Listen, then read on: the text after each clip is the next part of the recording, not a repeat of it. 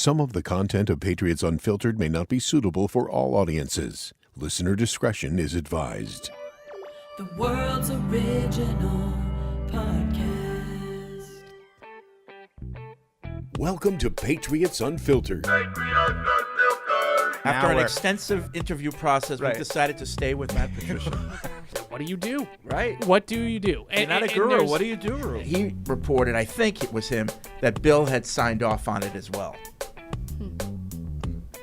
Everyone's just, Where I'm at with the draft now that I'm starting to really get into it is I'm ready to be heard again, Deuce. I had an air mattress in my office, and I just... You gonna blow it up? The world's first air mattress?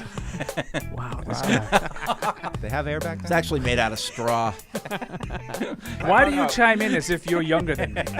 This is a guy who hasn't walked straight in like 20 years. Okay, let's go. I have a lumberjack look over there. Gillette's on strike. You got the I flannel feel like going. I'm off-season deuce right now. Yeah, I got a off-season little deuce. What's the suction pump things? The penis pump. Sump pump? No, Mike. What? I'm telling you, baby, that's not mine. I wonder what you guys think about TB12 coming back. Here? Yeah. Over my dead body. This is Patriots Unfiltered. Fueled by Duncan. Guten Tag. Oh! Live from Gillette Stadium. Patriots are going to Germany. That's the announcement I'm not sure today. that's okay. What? What's wrong with that? It's buried deep in the show. No one will find it. Yeah. I didn't realize Mike was the star of the Tuesday show. Yeah. A couple under my breath comments that Yes. landed well. Welcome to Patriots Unfiltered. We are live from Gillette Stadium. It's Thursday, and big news this morning broke. Patriots are one of the two teams that will be playing in Germany. 2 games. They've only announced the 2 host teams, the Patriots and the Kansas City Chiefs. Date and location is still yet to be announced, but we know for a fact that the Patriots will have one of their 9 home games in Germany in 2023. But not, because I was a little confused, and maybe just to clarify for anybody that Kansas City is the other home team in Germany. They're not playing the Kansas City game correct. there. Right. It's still probably expected And that, I heard that one they'll of play Paul's Patrick Mahomes people, Courtney Cox, say Yeah. they're going to be playing in Berlin. No, that's not even in the conversation. Oh, you got to talk to her. Like, I mean, come on. I don't know What's going how on? that ended up being one of my. That's not even on my station. I can tell people, like, you know, it's either going to be Munich or Frankfurt. Uh-huh. It's definitely not going to be Berlin. They're not even in the conversation, so I don't know where she got that, but it's not It's going to probably be. the only. Sources. I'll be nice. Yeah. It's probably the only city she knows in Germany. So, but we do know for a fact that the Patriots will be playing in Germany. I guess I wasn't going to be nice. Yeah. And so that's exciting. You know, the Patriots for many years have been producing content for German fans. Of course, you know, with Sebastian Vollmer, it was a no-brainer. And so this is kind of the payoff, getting to actually play a game there in front of hopefully mostly Patriots fans. It'll be great. Get your tickets. Yeah. Get in. It's going to be high demand. Yeah, What I it know sounds that like. you can go to patriots.com, and I believe it's /Patriots Deutschland, and you can sign up on that page to be in the newsletter, and that way you'll get first information about how to get tickets. So, Freddie, you were in Germany this past fall. Yes. Right? Yes, in Munich. Okay. Now, did you actually stay for the game? I forget. I did. Okay. I watched So, the game. what were your observations of the crowd in terms of rooting interest? Yeah, so, you know, I made the comparison between the German fans that I saw and, you know, the 2 times we went to London. And I felt that overall, the fan base was more knowledgeable. Like in London, they cheered more for extra points and field goals and touchdowns, it seemed. You know, and you know, there wasn't a lot of reaction to penalties, for example. In German, like, the reaction was right. It was right at the right time. So it seemed like there was more of a knowledge of the rules.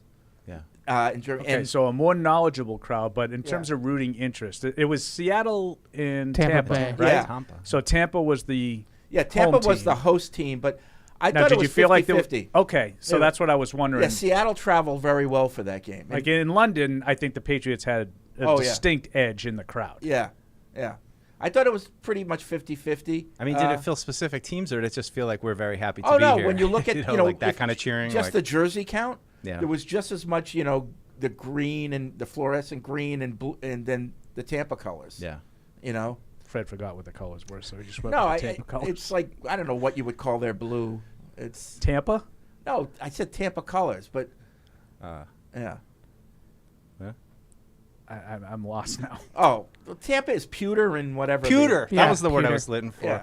Pewter. Yeah. So, it's a good fit. Now, that said, whenever these games happen in London or going in Germany, it's fans from all over Europe. Yeah. Come because, Germany as a size is like a little bit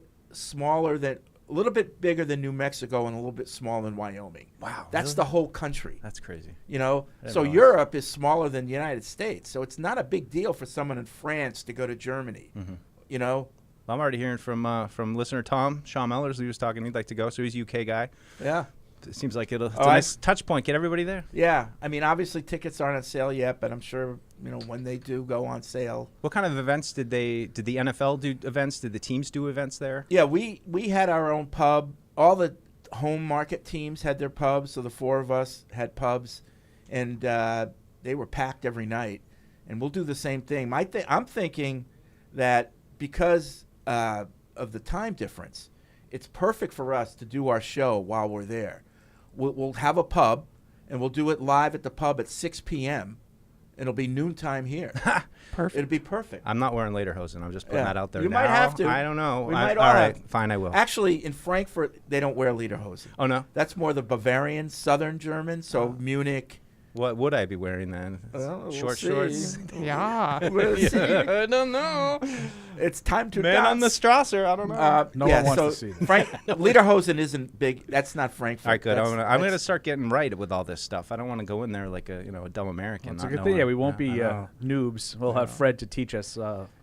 There will And be- Yannick, of course. And Yannick, yeah. I plan on sitting down with Yannick and having a whole lesson before we. I've never been to Europe. This is my first time, or will be. Me too. Do you have a passport? Well, never so been to Europe? that's the second thing I thought of this morning. I haven't traveled out of the country since COVID, so my passport's expired. So I have to go get a passport. me too. Yeah. I do too. Me too. Yeah. It's not that long a process. Yeah. You do it all now, by mail. now we do it. We'll get it Yeah. done. You can go to the post office here in Foxborough too. They, Yeah, I didn't they have to do go it. anywhere. I just No? sent in my old one. I've and- never had one. Did you have to send in your old book? Yeah. The old book with the application and all that Yeah. stuff? Yep. I think that's what I need to do. Yeah. The rest of the family's got to do it the old-fashioned way. Yeah. So yeah, Will's going to the Bahamas. He needs get one. that done. Oh. I know that when we went to London last time, the team actually did that for all the players because they just can't trust all the players to get that done. Oh my gosh, yeah. So they threw us into the mix. And you too, Paul. We can't trust you. No, but I would get that done now. yeah. Yeah. Don't even have to expedite it, so jump Yeah. on it. It's on my list. I'm doing it. Yeah. We have an appointment to go and do it for the kids. Good. February 4th. All right. We're ready. Bahamas, Nassau. I don't know exactly. Oh, you going away? I'm not. He is. Will's Oh, going. yeah. Thanks for listening. That's exciting. That's top of the news. Yeah. That was announced today, and more information will be coming out over the next few months about time and date. So what else we got? We got a lot of reports. OCs. A lot of reports. What do we got? Who's on the They're list? coming in. Adrian Clem, Adrian Clem. Sean Jefferson. Some old school Patriots. Keenan McCardell Yeah. Sean Jefferson. Yeah. and Nick Cayley. And Nick Cayley, what? I don't get it. I saw Tommy Kern's reaction to it, and I think that's what everybody did. Like, what? You're like, what? You're interviewing him now? Like, why didn't you just interview him last year? Like, what are you even Or saying to him in the why meeting didn't you right do now? this whole thing last year? Right? Like, what did you learn in the last year? We didn't think you were ready. Did he get ready in the course of this last season in terms of observing what they were trying to do? That's the head scratcher to me. But otherwise, He learns what not to do, so now he's prepared. But how do you go into that as It is odd. as a tight ends coach? What do you think you would prepare to go into that meeting? Like, are you saying, here's what I would do. This is my Here's why I'm philosophy. ready. Here's why, Yeah. this is the playbook that I, not like specifically. This is here's what the we playbook, need, but personnel-wise. This is what we were lacking. This is what we need to accentuate more. These are the kind of concepts that I think are better suited to Mac Jones. And how do you do that though without throwing your fellow colleagues under the bus? right. Or That's like, tough. or being like, why didn't we do this last year? I'm pissed at you guys for not giving me this chance last year. It's a bizarre situation. Who do you think's in that meeting with him? Is that just a Bill one? I mean, Robert and It's a great question. I have no idea. I mean, I'm assuming Bill. because has is to Matt be in it. Patricia in there? If he's going to go back to senior football advisor, is he sitting in I'm there? hiring my replacement. Right. It's weird. It's weird. Is Matt Groh in it? Is Elliot Wolf in it? Is Jonathan or Robert Kraft in it?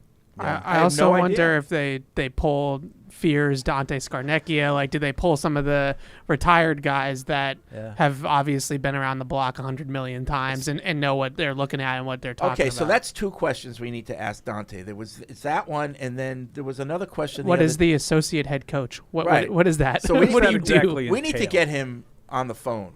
You know, so we should call. Evidently, he'll Call talk him to up. anybody. Cause I mean, he got a he's weekly, quoted standing weekly call with Karen, I think. quoted extensively at least once a week Yeah, by so somebody. I do think that's a little weird. Like he always has to chime in on what they're doing. I Like think it's a little every weird, week too. we go to him to like get the Dante criticism. Well- Like I love him. I mean, I wish he was still here, but Right. it just feels like he's hanging over their Same. head now. Same. This offensive coordinator search worries me.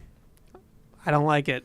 I don't like the names, and I like that they're thinking a little bit more outside the box than maybe I expected, and I really think that highly of Sean Jefferson and Keenan McCardell as coaches. I think that they're coaches that have offensive coordinator in their future.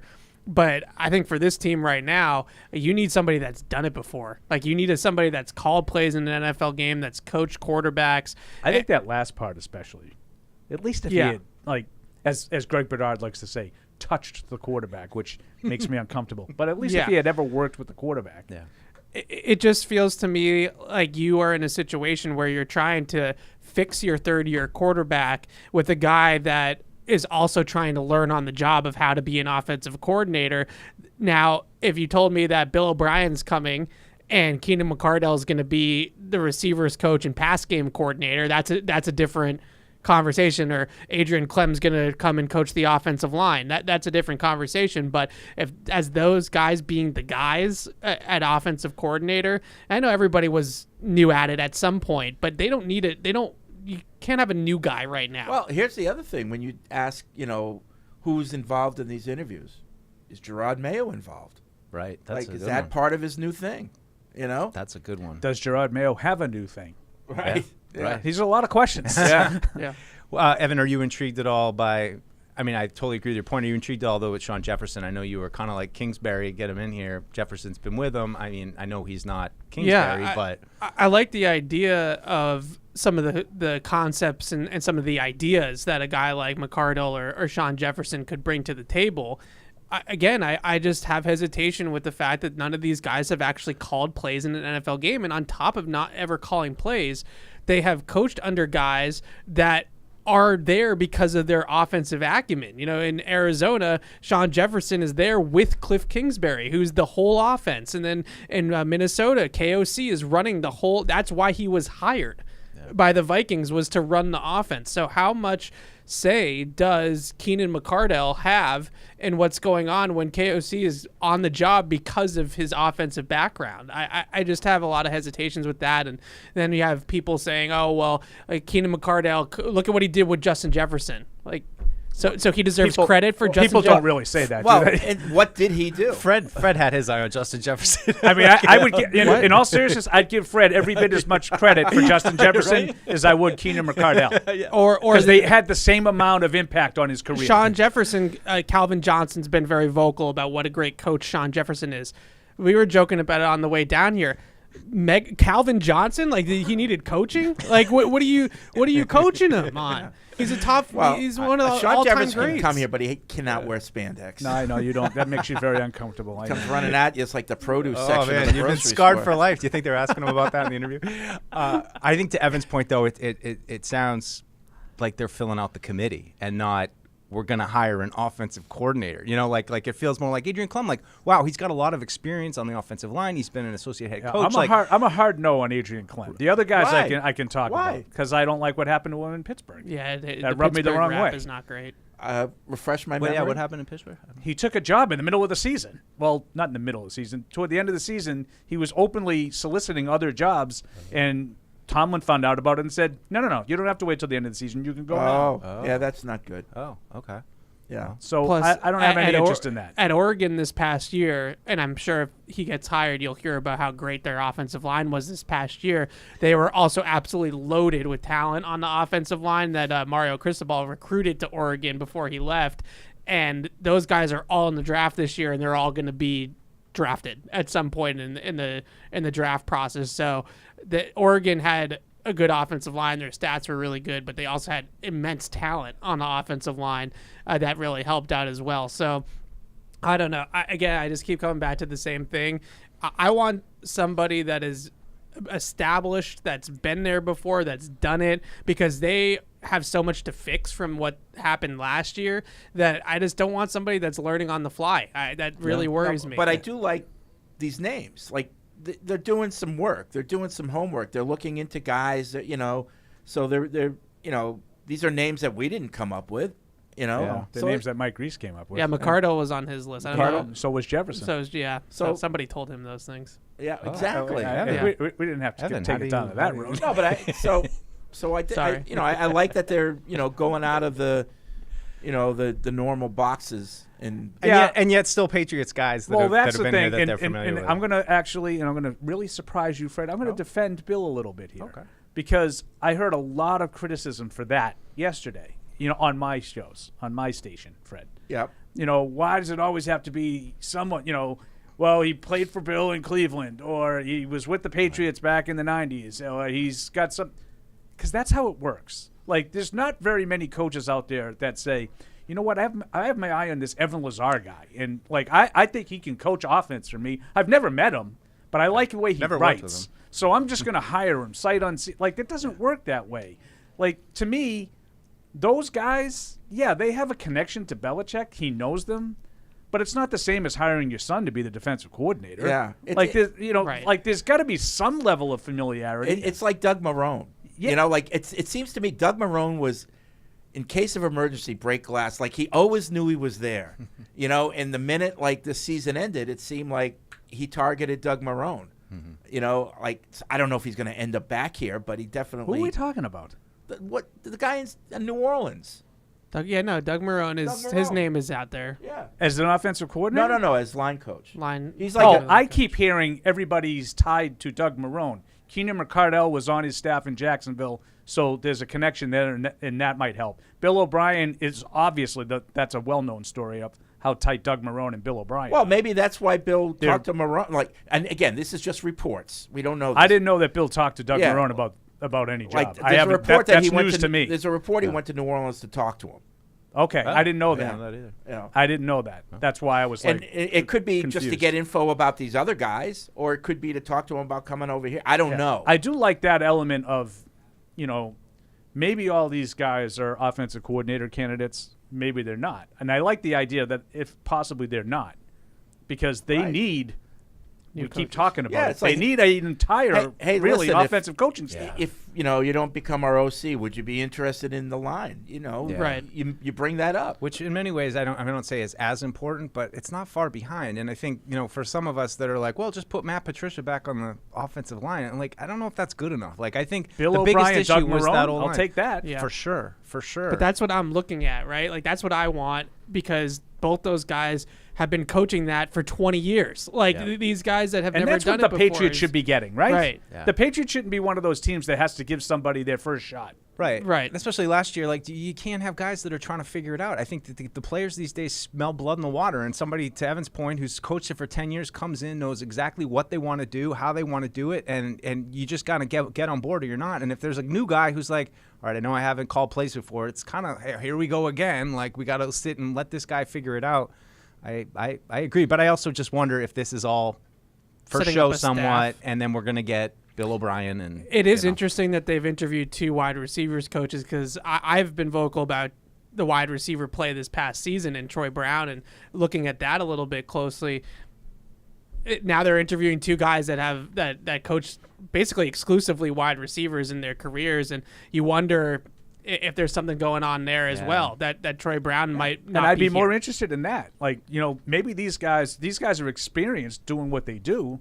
If that's what they're, because Troy Brown, also, sort of works with the returners and stuff. And, Marcus Jones is pretty good at it. Yeah. Right. Again, I'm not a big fan of Right. the position coach is responsible for the success of the individual players at his position, or conversely blamed for, Nick Caley can't coach now because the tight ends have been average for the Patriots. I don't think that's on Nick Caley, just like I didn't think Rob Gronkowski was a product of Nick Caley. I mean, Charlie Weiss got a lot of, because Charlie Weiss back in the day, he coached running backs, tight ends, and wide receivers. And, like, Curtis Martin did well. He coached Terry Glenn when he first came in. And Ben Coates. And Coates. And so I wrote something in the newspaper. It seems like everything that Charlie touches turns out pretty well. Get a phone call. It's his wife. Oh. Charlie really liked that article. And Charlie, I hear the shower in the background. He comes out of the shower to say, hey, that was really good. Thank you. It's a whole lot of man coming out of the shower. But this is the stuff. These are like the stories that like. Great article, Kirsch. This is why it needs to be a book. Like the history, the unvarnished history of Patriots Football Weekly / But, like, .com. I don't know how much actual credit Charlie should get for Curtis Martin. All of it. Yeah, right. Yeah, they were like the three players that we're talking about are all Hall of Fame worthy talents. Like Curtis Martin is in the Hall of Fame, and Ben Coates and Terry Glenn had Hall of Fame talent. Yeah. Like Fred.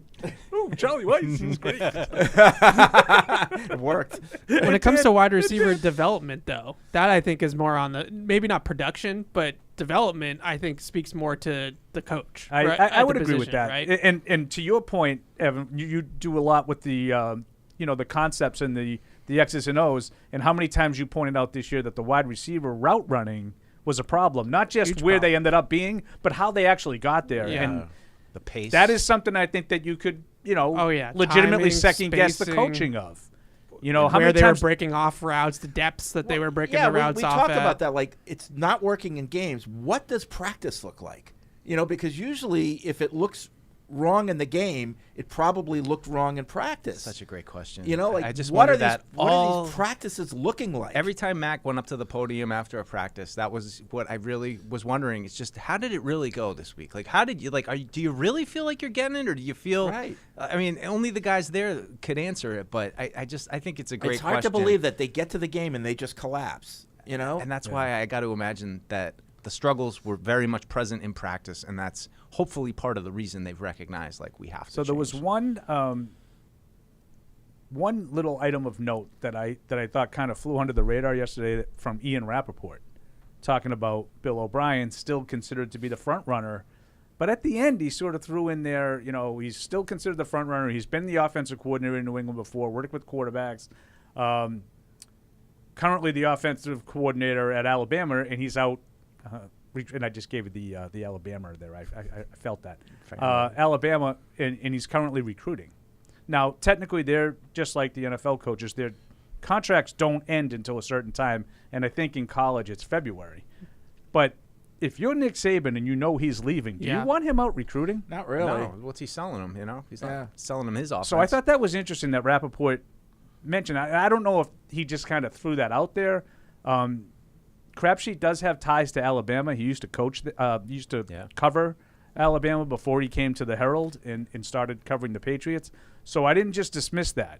I thought that was an element that didn't get really much play, but I thought that was interesting. If he, in fact, is out recruiting, is that something that he wanted out there? Maybe his agent said, that's what I'm saying. Hey, these guys aren't really coming after me. Let them know that I'm not necessarily ready to coming. jump. If you guys want me, you got to come and get me. I mean, is there the possibility that Saban says, "I'll come back and give you a good bump in pay," and I see stays in Alabama? Albert Breer is on my station right now, and actually says he doesn't see a lot right now happening with Bill O'Brien. It's been quiet. There's Fred's Doug Marone thing coming up too. Yeah. So I love that. I mean, and that's Evan's thing. I mean, and not even as an offensive as a coordinator, but the O-line guy. Somebody it's comes like, in. it's not like we've done bad having coaches that have been in that position for a long time, whether it's Ivan Fears or Dante Scarnecchia. There's something to be said about that. And they have O'Brien and Marone, I believe, their wives were college roommates at BC. So Doug Marone they was go back Alabama's offensive line coach in 21. O'Brien's first year there, and it didn't go particularly well. And he was not there last year. He was in New Orleans with the Saints. If all these interviews that they're doing ultimately comes down to we're actually interviewing to fill out the staff because O'Brien's That's what I'm coming, saying. then I'm much happier about it. Then I'm all on board with it. If they're going to hand one of these guys that they're in, Adrian Clem's going to be the offensive coordinator next year, I'm going to be skeptical. If any of the guys that we've heard about end up being the offensive coordinator, I would call it an uninspired selection, Yeah. including Nick Caley, because it would That- bother that me one would be yes. that they wasted a year when they felt Right. obviously they felt enough about this guy if they hired him. But that would bother you. But better to, admit the mistake and do it. If he really is qualified and they thought he was, then better to do it than never How do the it. last guy they thought was qualified work out. No, I'm just saying, okay, maybe it bothers you, but that doesn't mean it would be the wrong decision. No, I would call it uninspired. It's like last man standing, whoever was around. But I would totally agree. If these guys are to fill out the staff, it's like what I think they need. Like, a re-influx of some young coaches. I know they're not young, but, guys who have some experience, but that can, even if they're not the offensive coordinator, can be groomed and developed here in To house. Evan's point, you could make an argument that they need a new coach at virtually every position. Yeah. Now, I could live with Troy Brown sort of continuing to develop into the role. Vinny Sinceri, same thing. But you need a line coach, you need a quarterbacks coach, and you need an offensive coordinator. I don't think that those are really negotiable. My only question would just be of the group of guys that they have coming in. They're all kind of similar. That they've coached wide receivers. They've been associate head coaches. That kind of thing. Are these guys in line for a promotion, or do you think that they would come here and kind of make a lateral move from? I mean, I know. In Arizona, he's up for a job, and there are other issues. But, are these guys? I don't think McCardell would leave to do the same thing. Yeah. Jefferson might. He was the assistant head coach for a guy who's no longer employed. Yeah. Now, I don't know if Brian Flores gets that job. Is that the rumor that he's He'll be strongly in the in running. consideration for the Cardinals? Maybe he wants to retain him, just like Kevin O'Connell retained McCardell. I also after find Mike it Zimmer an left. interesting.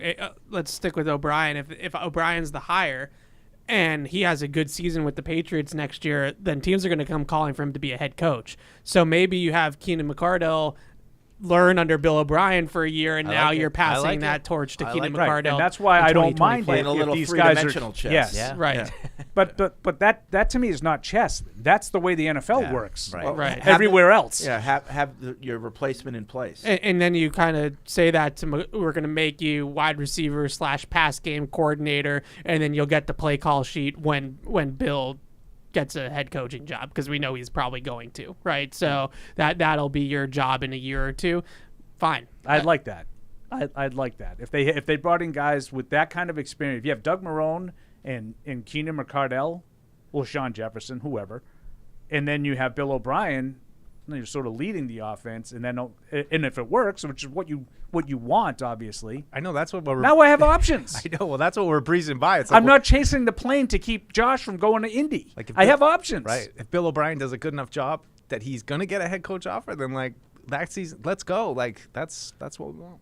He'll definitely have options in college. I'll tell you that. I mean, I think he'll have options in college, even if it's not like a resounding success here. Yeah. As long as it's not a train wreck, the college teams will offer him. But Todd Monken in Georgia is another name that it sounds like he's going to maybe interview with Tampa Bay now that they've parted with Byron Leftwich, another guy that's been calling plays for a decade and knows what he's doing and has been around the block. And that would be a guy that I would love to have here or add to this list of interested interviews or whatever, more so than the guys that they're interviewing. But it doesn't seem like he's on their radar, or at least not publicly yet. We'll see. Yeah, and I would assume that some of these leaks are coming from inside here. Just if you're going to go to the lengths of that report, or not that report, that release that you did last week, you're going to follow through and let people know that that just wasn't a couple sentences. We're actually doing it. Yeah. I mean, it's with all the reports coming out, it seems like they're making an effort to make sure it's known that they're meeting with people. And I mean, I think it's a good sign, but I share all your concerns with who it's actually going to end up being. Yeah. But we do know there's change afoot. I do still think it's going to be Bill O'Brien when all's said and done. I do too, but I think that's what's most appealing though is not just getting that offensive coordinator, but getting all the spots that they need, really reinforcing things, and then I think you send a message to Mac and the players too that it's going to be different next year, and and the other thing too is I know people are getting in this like Mac's got to learn a third system. I'm fine. Like, he's smart. He got it as a rookie. I'm not as like, oh God, I can't believe he's got to do a third offense in 3 years. Like, Well, that would depend. get it right. If it's Bill O'Brien, I'm not worried about it at all. I agree with Yeah. you. So if because you- he's going to know enough Yeah. already. If you sign a new OC, do the rules allow that OC to like come in contact with the players early or? Yes. Yeah. Yeah. So you can actually, well, I know for a head coach, you can actually start training camp early. Right. I know that. I don't think that's true for coordinators, but yeah, they'll be able to have a little bit of leeway, I think, there in terms of getting those two guys together and Leaving us, Mike? figuring it out. But I have so many hesitations of giving this to a new guy, like a guy that's just never done it before. And I think in particular, not necessarily coaching from a day-to-day, because I think those guys are probably pretty talented coaches, but in-game play calling is a totally different animal. Like knowing how to set things up and knowing how to sequence drives together and knowing, okay, we're going to call this in the first quarter and then we're going to call this in the fourth quarter that looks like the thing we called in the first quarter, but it's actually something different. Like those things I think are that 3D chess that play callers that have experience that have done it before are really good at setting up, and McDaniels was good at it. And you see all these other young coordinators out there that have backgrounds coaching quarterbacks, being quarterbacks, calling plays in games. Like that's the type of guy that I want here is, the guy that's the pedigree right now. That's the success. It's the, Kevin O'Connell's. It's the guys that, Ken Dorsey, Brian Dable, like these guys that have done it before and have worked with quarterbacks before or played the position in the NFL and just understand how you think on that level. Yep. And I just feel like that should be the most important thing. Is not we need to develop Tyquan Thornton. The most important thing is that we need to develop Mac Jones, right? Like that's more important than the line or the wide receiver development or whatever. And I don't know if these hires necessarily point to that. I've always said that there's three parts to it. There's the offensive architect, the person who architects the overall offense. Then there's the game installation, and then there's game play calling. Do you believe that the OC has to be all three, or are you comfortable with a guy who is the first two but somebody else calls the plays on game day? Like, or do you think your OC ideally has to do I all would three? like him to be all three, because I want the offensive coordinator. I think this was a problem this year, was that I want the offensive coordinator to come in on Tuesday when he hands Mac Jones the game plan, and he's with Mac Jones from Tuesday to Sunday. And then they're on the exact same page when they get into the game. This is the call sheet. This is what we like in this position. This is what we like in that position. Here's the opening script. And they know exactly where each other is thinking and what each other is thinking. I think those are the guys that have done it at the best level, at the highest level. Josh, that's what he would do, right? Yeah. And I just think that has Andy to be the was same the quarterback's guy. coach. I just think it has to be the same guy, because if you have a guy like, this year, I think Matt Patricia was spread too thin. So he's in an offensive line meeting room when the quarterbacks are in another room and they're talking about coverages and game plan stuff against the opponent. And then Matt Patricia's coming in an hour later and he's like, all right, guys, catch me up. Like, what have you been doing for the past hour? It's now we have all sorts of signals being crossed and things like that. And I just think it has to be one guy. And that's why I always get attached to other than O'Brien, like the former quarterbacks. I just like that. I like the optics of, I've been in your shoes. I know what you're looking at. I know what the game feels like when you're actually out there. And it's not this foreign concept to me. All right, 855-PATS-500 is the Ace Ticket Hotline, web radio at patriots.com. Let's turn to our listeners. Melvin's in Tennessee on the Ace Ticket Hotline. What's up, Melvin? What's up, y'all? What's going on? Hey. Hey. All right. Quick thing I got was almost in relation to when you were talking about Gerard Mayo and stuff like that. But I would like to see really how he's only been coaching, 3-4 years, I would imagine. I would just like to see how he feels like he's developed over these last 3 or 4 years. Like you can give somebody a game plan and see how things go, and I can always repeat what somebody wants me to repeat. That's not really helping too much. But in these 3 or 4 years, how am I getting better? What am I doing wrong? If you said I'm good at presenting something, that's great, but eventually you're going to have, install that particular stuff. So yeah, what does that mean? He's good at PowerPoint?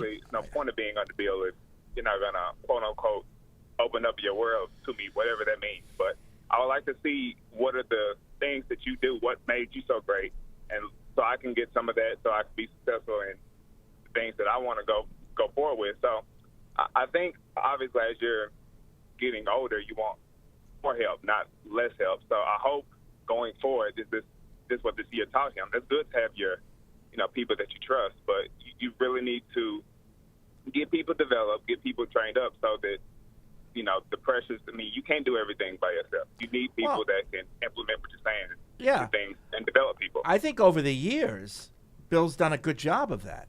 Like, he's always kept a pretty good pipeline of young guys, you know, rising up and, like you said, Melvin, being coached up, learning how we do things, doing a number of things. So, like, when you get to finally being a position coach, you have a pretty good foundation of how the organization runs. But they've run out. They've run out of these guys. The brain drain just, you know, the depletion caught up with them. It was just too fast. I do think it was faster. Yeah. In recent, because you lost in Thanks, very Melvin. quick succession Flores, Patricia, and Judge. Yeah. And those guys all took pieces when they left, as opposed to, okay, you got Charlie and Romeo left at the same exact time, but you had guys that had been here for 5 years. You were prepared for that. So you were able to sort of withstand when Mangini left, I think, the next year. Right? Yep. Then it was a few years before you were in that situation again when Josh left in 2009. And you had Bill O'Brien on the staff. So you had sort of been able to do it. But now all of a sudden you lose 3.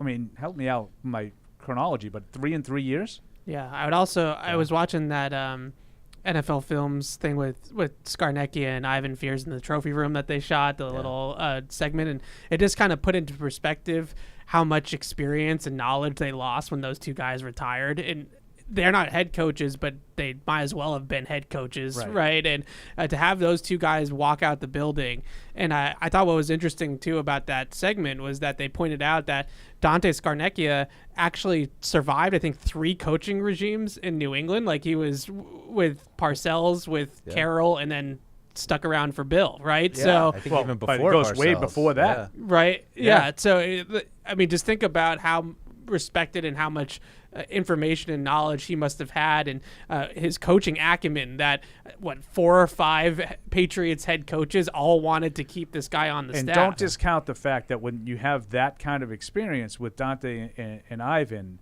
how much that helps when you have your guys trying to slide up.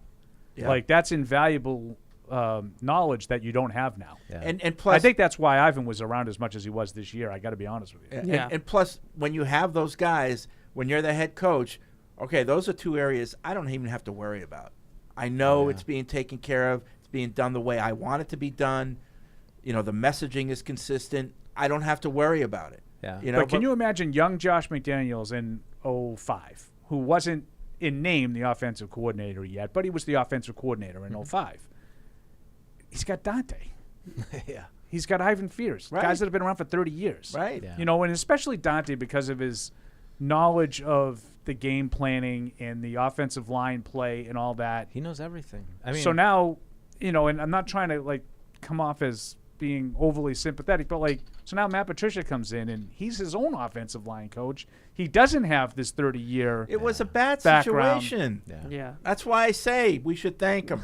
You guys make fun of me. They had Gronk on the segment, and Gronk said that Dante would come up to him on the sideline sometimes and be like, "Hey, like, when they do this, next time you do that," and he would come back to the sideline and it'd be in the end zone, you know, like this, like things like that. And he said, I'm a tight end, and the offensive line coach is coming up to me and saying, "I saw you do this, but we really want you to do that," or, you know, some sort of correction or something like that. And Dante had the ability to know all of the positions, what they were supposed to be doing, and what everything was supposed to be. He's seen it all. He There's knows no how way, it all fits. There's no way you survive whatever. Ron Meyer, Ray Berry, Dick McPherson. Dick McPherson, Rod Rust. I think he went with Meyer to Indy for that little hiatus that he was away from New England. Then he comes back with Parcells and, you know, Pete and then Bill. Like, you can't survive all of those regimes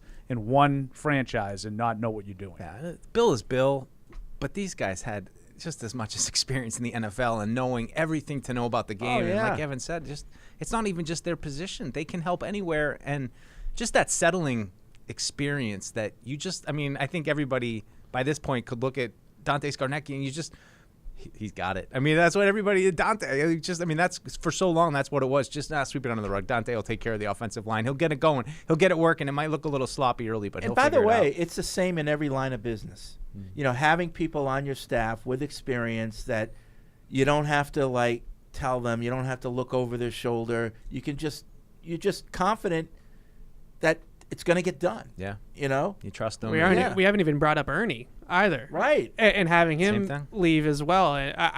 I'm not trying to make excuses for it, but I think that it really, looking at this whole thing from a 30,000-foot angle and putting into perspective how much knowledge and just brain drain they have gone through with these guys that aren't necessarily coordinators or in the limelight as much because of just the nature of their positions and things like that. Just to put into perspective, Ernie, Dante Scarnecchia, and Ivan Fears leaving the organization all within a year or two span. It's 100 combined years of NFL experience just walking out the door. Right, and for all the talk of Josh Boyers of the world, or all those other assistants, those that I know everybody loses those guys though. This is a different level with those I three. think that's a great point, Evan. I don't think we talk enough about the effect of Ernie leaving. And he wasn't a position coach, but he was a sounding board for Bill. He was a guy that Bill could bounce things off. He would bring things to Bill that Bill wasn't thinking about.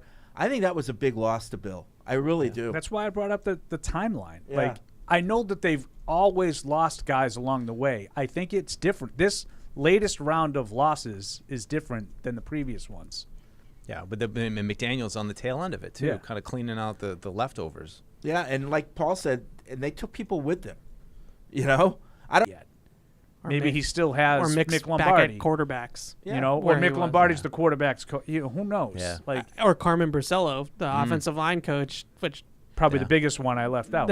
just a massive loss because it seemed like he had stabilized that position group when they were kind of searching for it after Dante retired. It seemed like he had it buttoned up pretty well. And if Josh took him, then he liked him, right? Yeah. So Yeah. Josh had intimate knowledge of their capabilities, and he chose to start his new career with Las Vegas with these guys. So Yeah. that tells you something about how Josh felt about him. I mean, probably worth highlighting too. After Dante left, you've had 3 different offensive line coaches combinations since then. I mean, you had the 2 guys in Brasillo and Popovich, the first year. Then COVID, you had just Brasillo, and it's there hasn't been much stability. Doug Marone, Northeastern's finest. Oh, really? He's a Husky. He spent a year at Northeastern. Wow. Spent a year? The co-op. He just did his co-op. 94 The offensive line Syracuse coach. guy too, right? Yeah.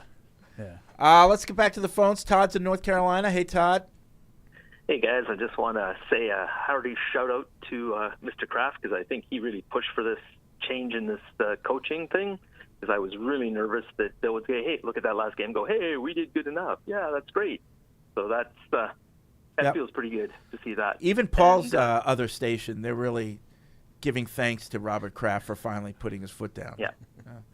So actually, we're going to talk about somebody from another station, Mr. Hart, who used to be there with you guys. Who? Actually, he brought up Todd Monken. I think Evan mentioned him, but he said basically that the QB that's in Georgia right now is kind of like a Mac guy. He's got some stuff, but not a lot of stuff. Needs a little work and a little Stetson Bennett? Said Todd did a really good job. He's with old. it. He's So what like you guys 40 years old. I'm only kidding. I'm old. Yeah, you I guys. get Andy's point. This is what you guys always do. What did he say? So Andy said Physically limited guys that he's gotten a lot out of. Yeah, Todd Monken's a good coach, but Todd Monken's system is in the Arians tree. So that's an air it out, let's throw it, chuck it and duck it type of system. Now, obviously, if he came here, maybe it would be a little bit different, but you talk about friends of Belichick, he's coaching under Kirby Smart right now at Georgia, friend of Bill. So maybe there is a connection there potentially, which is why I thought Todd Monken's name could be in the running because it sounds like Monken would like to get back in the NFL because he's also being linked to the Tampa job. So there's some connections He's there. been in Tampa He was before. with Tampa, right, Evan? Yes. Yeah, and he's also been in the NFL with Cleveland. He has some NFL coaching experience and play calling experience. I think the difficult thing, and I know that you can say the same thing to a degree about Alabama, although their offense this year wasn't quite as talented as we're used to seeing at Alabama, is when you hire a guy like Monken and a guy like Bill O'Brien for that, how much of it is that Georgia just has much better players than everybody else. Right. It's that whole thing. That tight end was ridiculous. Because his stint in the NFL wasn't quite as successful as he's been at Georgia. And I understand Stetson Bennett's not a super toolsy quarterback, but he's throwing to 5 stars all over the field and 2 tight ends that are going to get drafted in the first round. With and a massive O-line. And Fred Light's the only one that's not going to get drafted. Yeah, I mean, it's just they got talent all over the place. Bill O'Brien. Just a quick comment and a question, if I may. Evan, my brother, when you first started, I thought that, I mean, who is this guy with the funny-sounding voice? Not that I don't have one myself, but as I started to listen to you more and more, brother, man, you take me to school every single day with your knowledge. So thank you. I appreciate it. I really appreciate it, and appreciate Mike for the hire. Really knocked it out of the park with that. And now I know this is Patriots Unfiltered and not Brady Unfiltered, but just out of curiosity, do you guys think that with Brady most likely playing somewhere else this upcoming season, and maybe somewhere else in the following years, because he wants to play till he's 58 probably, would his legacy be tarnished because of that, playing for a number of different teams, just chasing whatever he is? I think it depends. And that's it. Just I'll take it up the air. Thank you. All right, thanks, Thanks, Joe. Joel. I mean, it depends on how he does. Yeah, I totally agree. I mean, if he goes to Vegas and wins the Super Bowl, that helps his legacy. Yeah. If he craps out here and, this was the beginning of the end this season, and he has like another year and it's bad. If then he he looks says, like Willie Mays. Then he at the says, "I Mets." can't go out like that," and it's another bad year. Then Right. I think he spoils the legacy. Now his legacy is intact as to what he is, Right. But it does definitely tarnish it a little bit. If Willie Mays is the time-tested example of that, and one of the greatest players who's ever played. Yeah. Went out with a whimper. Right. But with Willie Mays, you Still remember Willie Mays. He's still Right. Willie Mays, and No, he'll still be Tom Brady. But he didn't do what he said he was going to do, which was, I'm going to stop playing when I suck. Yeah, it's just. I mean, it takes a lot of cojones to sign back up again and know that the wheels could fall off the bus. And I've always felt like he's just so competitive and obsessed that he will go one season too far. Right. I don't think he'd be able to walk away when he can still play kind of good. I think he has to suck, and that's when he'll know in his time. And that means he's going to have to suck. I gotta be honest. Where do you guys think he goes next year? Vegas. I mean, it makes so much sense. How are they going to pay him? That's because all I heard all year was how Vegas has no money and that they're But is he underwater going to ask for $50 I don't have million? to explain this for you again, do I? No. Well, but cash. I mean, isn't he going to want cash? You're not going to be able to do a long deal with all kinds of voids and all that but you kind could of do stuff. it 1 Like, year. You could. I mean, could you give? I mean, I don't think it's going to. He's not going to like $30 million cash. I don't think he's going to demand top of the market money. I think he'll do what he always does. Yeah. And even though you don't want him for more than a year or two, you could do the deal anyway. And those last years are just phony years. Yeah, but Mike's talking about the cash. I just think No, the biggest. I Like say, if it's but $30 million, you got to give him $30 million. That's true. You have But to I think, if they can't do that, then they really need to sell. I do, but $30 million is not extravagant. No, I also just wonder for Josh, it's kind of resignation of just no one's going to say I can do it without Tom Brady. There's got to be something in him that wants to prove that he can. What if simultaneously he brings in a young guy? Sets the stage. Yeah. Perhaps. That's all we hear about here is it can't hurt a young guy to watch Tom Brady for a year. Are you saying draft a guy in the first round? Yeah. I don't know if that makes a lot of sense. If you're going to bring in Tom Brady, you got to maximize Tom Brady. No, you got to give him something that can help him. Protect him. I mean, that team. What do you mean? Right. Like an I think offensive lineman in or first round you got to take a guy who's going to help the team, not a backup quarterback. If you're bringing in Brady, you're bringing him in to win right now. Right. So you don't think that they're ready to win right now? I don't know. I mean, based on last year, no.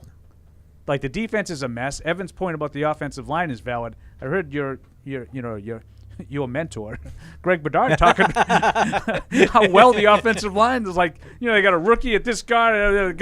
Now, I think they did have an injury at center, right? Yeah, they had some injuries at right tackle too. But Dylan Parham, the rookie he was talking about, is a good player. No, I know that, but maybe they're a little bit better on the offensive line when healthy than they looked this year. But that was a train wreck. I just look at their season. I just look at their running game with Jacobs and Jakob and the way that McDaniel schemes it up in the Good run weapons. game. I just look at that and say, okay, well, he won't have to throw it 800 times like he had to this year. People talking about how he looks skittish in the pocket and how he wore down a little bit.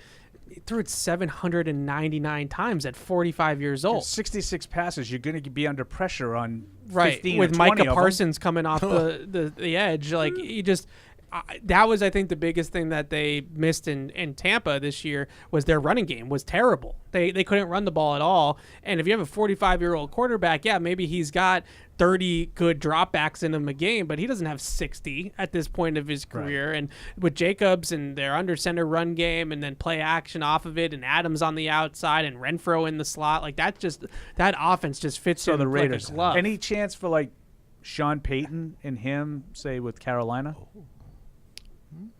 Sure. You know?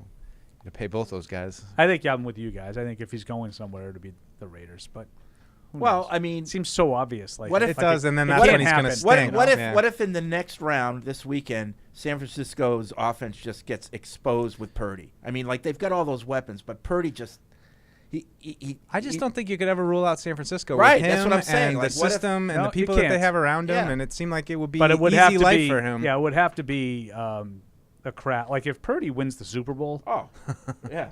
You know, everybody will be impressed with that except Evan. Right. Exactly. Well said. But, you know, you have to look at it in context. You have to see what was his part of winning that, you know? Yeah. No. No, but what I'm saying is it would make no sense to me to bring in Tom Brady if you win a Super Bowl. Right. What if he does nothing until the last drive in the Super Bowl and he puts the game-winning drive together? Yeah. Nope. Listen, very smart football people. I mean, he beat the Seahawks at home as a 2 seed. Best quarterback ever. I mean, Tampa Bay just... Very smart football people talked like that about Tom Brady. Tampa Bay just... Hand-raised. Tampa Bay just fired their OC. Like, does that make Brady happier? Or did he care? Well, like Bill O'Brien, does Bill O'Brien go to Tampa, which he was rumored to do last year because they wanted to replace Leftwich, and does that make Brady stay? Now, I saw Edelman had a statement that said, hell no. He's playing one, but definitely not in Tampa Bay. So, I don't know. Okay. What happened? Like to Edelman? No, to that team. I mean, I know Edelman said they can't run, but I mean, I look at he's still got Godwin and Evans. So the only reason why I won't say it's over for Brady, I mean, 2 reasons. One is I'm afraid. I'll fully admit I'm afraid. I'm afraid to say, all right, you broke me down. Is that what you want? All right. I'm afraid to say that he's done. But in the back of my mind, I've said this a million times in this show, I just think there's a chance that it was all because he wasn't prepared for the season. Like he retires, he comes back. He's obviously going through incredible turmoil at home. And then he leaves training camp for 11 days. He had no offseason like he normally does, and then he didn't even have training camp like he normally does. So in the back of my mind, I'm wondering, was it just because he wasn't ready, and that really hurt the team? And plus, what was his mindset, you know, with the divorce and everything? I also like, just how did look that at affect him? The way that he played and down the stretch reminded me so much of the way he played in 19. And that's why I can't say that he's done, because if he goes to an offense that's buttoned up better and has a better situation, then what's to say he's not going to look like he did in 2020? I'll be honest with you. I thought he looked like the 19 version of himself last year. If you go back and watch that Rams playoff game, he spent half the game pouting. Yeah. You know, and they ended up making the comeback, but if you recall, it was kind of a people that watch that team was one of those comebacks that was like, how many times are the Rams going to fumble in this game? Yeah. Right. You know? But what happened to Evans and Godwin? Like, are they? What happened to that? People that watch that team a lot say that Godwin, even though he put up stats, was not the same receiver he was before the ACL. So many drops. And with Evans, I didn't see that. With Evans, I think that they, for some reason, they were never fully on the same page. No, that was amazing. Weird. And even though he put up numbers too, he has like 10 straight 1,000-yard seasons or something like that. It just wasn't as buttoned up. But with Godwin in particular, no explosiveness. Yeah, that's what he was. That's what made him different. He was an explosive slot guy. I don't think he had. And they had no run game, really. It wasn't consistent. No, and that's I mean, they lost a lot of linemen. You know, like think about how desperate they were. They had a guy that went on IR like the second day of training camp. And I mean, obviously they didn't place him on IR in training camp because he wouldn't have been able to come back. But he missed the entire season from the second day of training camp until the Monday night game, and then he started. It's crazy, right? That's just why what I can't quite resign is just that he's going to Tampa. They're stacked, and it's like, I mean, I know there's some different pieces, but Gronk wasn't even with the team at that time, and I'm like, it's still kind of the same team. Like, what? They were a good team. Yeah. Tampa had good talent. He made them stacked. Brandon's in Oregon. What's up, Brandon? Hey, what's going on, y'all? How you guys doing? Good. Good. So I got a couple things here. Looking at the O-line, how many guys do we have coming back, even if they're free agents right now? Out of the 5 starters on the O-line, who y'all got coming back next year and starting? Well, you can't count McDermott as a starter. He was a fill-in, right? No, I would be counting Wynn as the starter. Yeah, and I don't think he's coming. He's not coming back. I would say you need at least a right tackle, and you very well need a left tackle too. Guaranteed. I think the interior three, I think, stay the same. I think we all agree Yeah. on that. Yeah. So Trent Brown's out. He's the too. question. I didn't say he's out. I think he's the question. Right? He's Right? under He'd be out if contract. I was in charge, but you know. So the we all interesting know that thing I'm not in about Trent charge. Brown that I just learned this week is that he hit all of his playing time incentives this year. So his cap hit went from like $8 million to like $11.5 million because of the bonuses in his contract for the playing time. Too much. So now he's due next year. Yeah, in So 2023. now they're likely to so be his earned. 2023 cap number is now, I think, $11.5 or $12.5 million for next year with very little dead cap. So they could cut him and save about $10 million on the cap. And that also, I didn't even think of that during the year. I don't know how. Those are the kinds Weight of things. clauses too, maybe. You know, I always say he's always down to miss 4 or 5 games, and I didn't even think of it. That's very unlike me. You remember him like dragging himself out of the locker room because he's sick. Yeah. You know, and he played all those games. They rolled the dice. He didn't play well in any of them, but he played them all. Yeah. So this gets into likely to be earned incentives and not likely to be earned. So going into the year, all of his playing time incentives were not likely to be earned because he was hurt in 2021. Correct. And he hit all of them. So now they hit the 2023 cap instead of the 2022 cap. So that contract is no longer a team-friendly So he's a deal. flight risk. He's a definite candidate to not be back. I'm so torn on this one because I feel like they see him as a planet player that just has unique size, and certainly every issue that Paul has brought up is absolutely true. I don't know how you go to no tackles, and I can certainly make an argument for it based on how he played this year and how I felt at times about how invested he was in the team. And I just don't think he's that good. I mean, I think he can be good at times. I'm not telling you I've never seen him play well. He's got those occasional I've never flashes. really seen him play all that well for a consistent period of time. He got really good down the stretch in 18 when Dante finally got through to him. But that wasn't the whole season. I got one more thing too for you guys, Paul, before I get off the line here. But I agree. I mean, I hope Brown's back, but man, it's gonna save him $10 million. Maybe you let him walk. But anyways, yeah. Hey, Christian Gonzalez, cornerback from Oregon, Patriots first-round pick. Look him up, Paul. Look him up, Evan. Let me know what you think. I'll call you back next week. All right, Go thanks. Ducks. I've been starting to get a little bit into first-round draft guys, and we'll have the Shrine Bowl and Senior Bowl coming up as well. But Gonzalez from Oregon, I watched him a little bit against Jordan Addison. I've been trying to do that more this year. Like, let's watch NFL players against NFL That's players. my trick. Right? Let's not watch them against guys that are going to be accountants, you know, in the fall.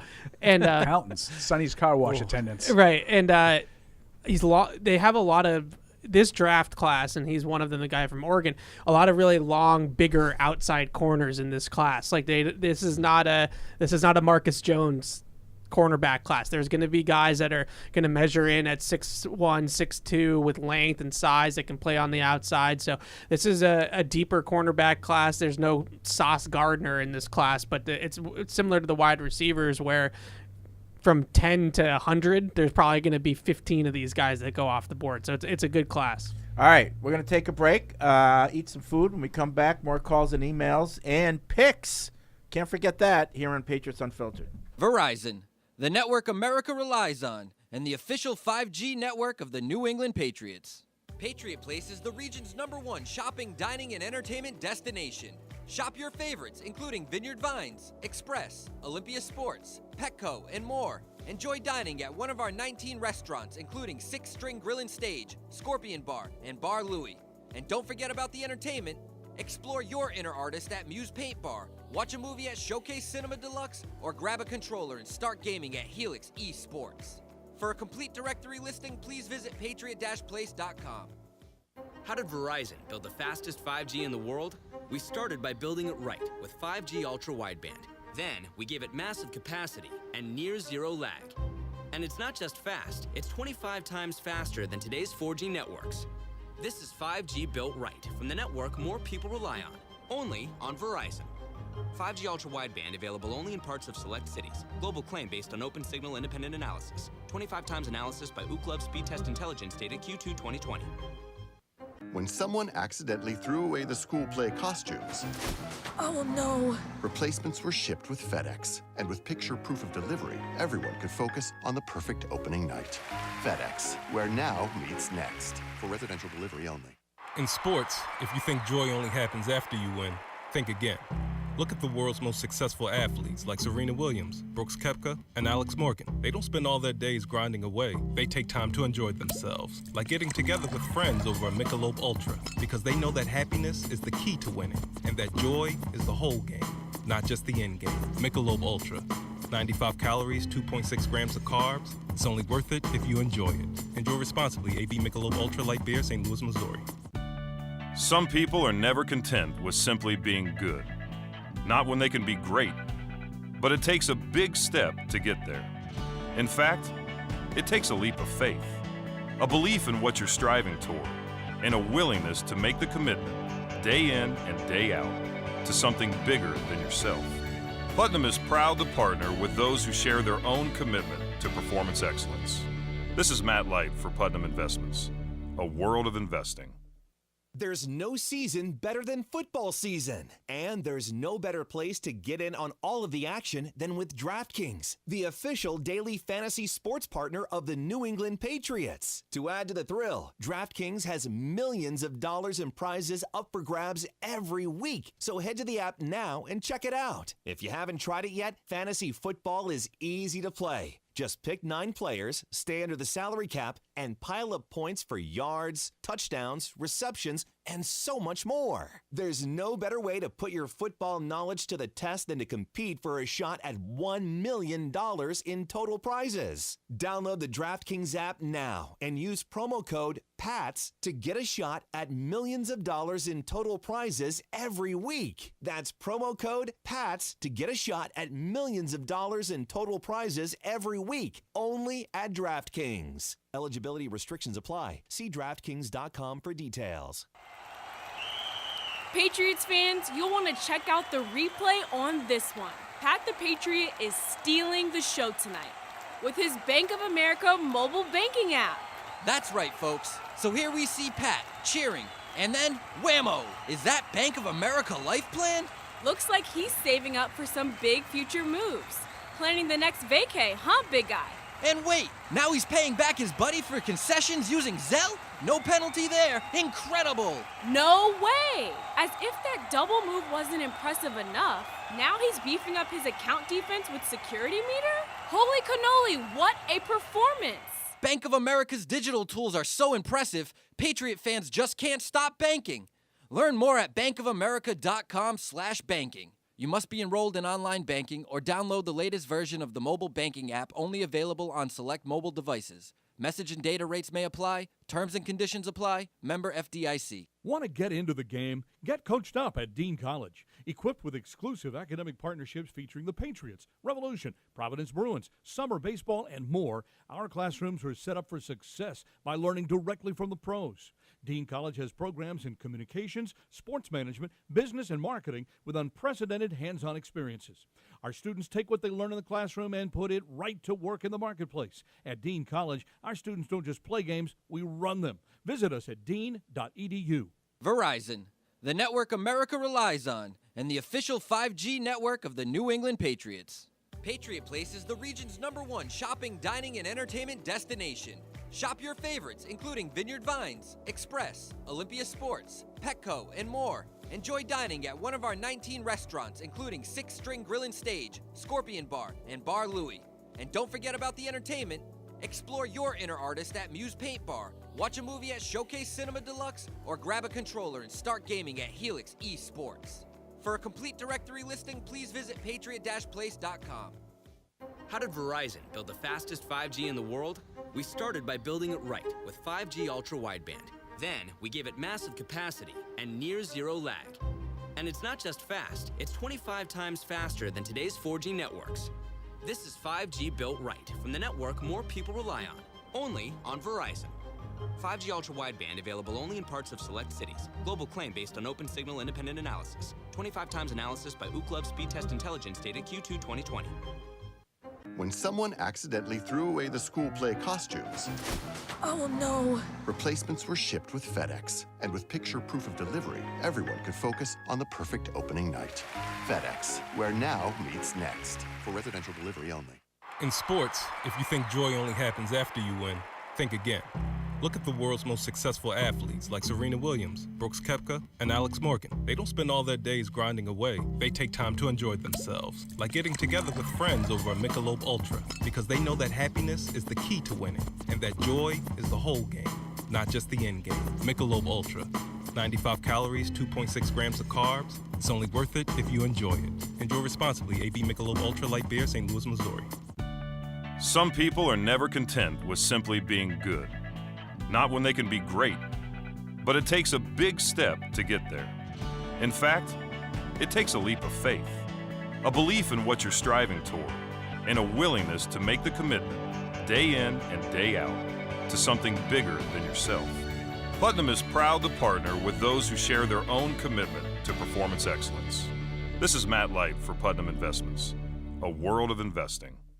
There's no season better than football season. And there's no better place to get in on all of the action than with DraftKings, the official daily fantasy sports partner of the New England Patriots. To add to the thrill, DraftKings has millions of dollars in prizes up for grabs every week. So head to the app now and check it out. If you haven't tried it yet, fantasy football is easy to play. Just pick 9 players, stay under the salary cap, and pile up points for yards, touchdowns, receptions, and so much more. There's no better way to put your football knowledge to the test than to compete for a shot at $1 million in total prizes. Download the DraftKings app now and use promo code PATS to get a shot at millions of dollars in total prizes every week. That's promo code PATS to get a shot at millions of dollars in total prizes every week, only at DraftKings. Eligibility restrictions apply. See DraftKings.com for details. Patriots fans, you'll want to check out the replay on this one. Pat the Patriot is stealing the show tonight with his Bank of America mobile banking app. That's right, folks. So here we see Pat cheering, and then whammo! Is that Bank of America life plan? Looks like he's saving up for some big future moves. Planning the next vacay, huh, big guy? And wait, now he's paying back his buddy for concessions using Zelle? No penalty there. Incredible. No way! As if that double move wasn't impressive enough, now he's beefing up his account defense with security meter? Holy cannoli, what a performance! Bank of America's digital tools are so impressive, Patriot fans just can't stop banking. Learn more at bankofamerica.com/banking. You must be enrolled in online banking or download the latest version of the mobile banking app, only available on select mobile devices. Message and data rates may apply. Terms and conditions apply. Member FDIC. Want to get into the game? Get coached up at Dean College. Equipped with exclusive academic partnerships featuring the Patriots, Revolution, Providence Bruins, summer baseball, and more, our classrooms are set up for success by learning directly from the pros. Dean College has programs in communications, sports management, business, and marketing with unprecedented hands-on experiences. Our students take what they learn in the classroom and put it right to work in the marketplace. At Dean College, our students don't just play games, we run them. Visit us at dean.edu. Verizon, the network America relies on, and the official 5G network of the New England Patriots.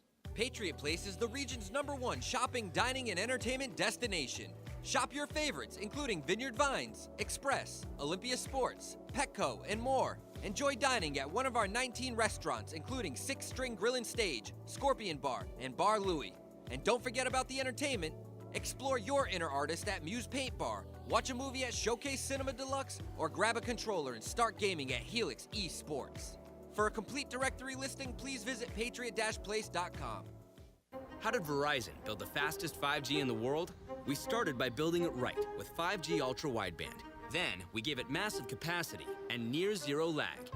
And it's not just fast, it's 25 times faster than today's 4G networks. This is 5G built right from the network more people rely on, only on Verizon. 5G ultra wideband available only in parts of select cities. Global claim based on open signal independent analysis. 25 times analysis by Ookla Speed Test Intelligence data Q2 2020. When someone accidentally threw away the school play costumes, Oh no. replacements were shipped with FedEx. And with picture proof of delivery, everyone could focus on the perfect opening night. FedEx, where now meets next. For residential delivery only. In sports, if you think joy only happens after you win, think again. Look at the world's most successful athletes like Serena Williams, Brooks Koepka, and Alex Morgan. They don't spend all their days grinding away. They take time to enjoy themselves, like getting together with friends over a Michelob Ultra, because they know that happiness is the key to winning, and that joy is the whole game, not just the end game. Michelob Ultra. 95 calories, 2.6 grams of carbs. It's only worth it if you enjoy it. Enjoy responsibly. AB Michelob Ultra Light Beer, St. Louis, Missouri. Some people are never content with simply being good. Not when they can be great. But it takes a big step to get there. In fact, it takes a leap of faith, a belief in what you're striving toward, and a willingness to make the commitment, day in and day out, to something bigger than yourself. Putnam is proud to partner with those who share their own commitment to performance excellence. This is Matt Light for Putnam Investments, a world of investing. There's no season better than football season. And there's no better place to get in on all of the action than with DraftKings, the official daily fantasy sports partner of the New England Patriots. To add to the thrill, DraftKings has millions of dollars in prizes up for grabs every week. So head to the app now and check it out. If you haven't tried it yet, fantasy football is easy to play. Just pick 9 players, stay under the salary cap, and pile up points for yards, touchdowns, receptions, and so much more. There's no better way to put your football knowledge to the test than to compete for a shot at $1 million in total prizes. Download the DraftKings app now and use promo code PATS to get a shot at millions of dollars in total prizes every week. That's promo code PATS to get a shot at millions of dollars in total prizes every week, only at DraftKings. Eligibility restrictions apply. See DraftKings.com for details.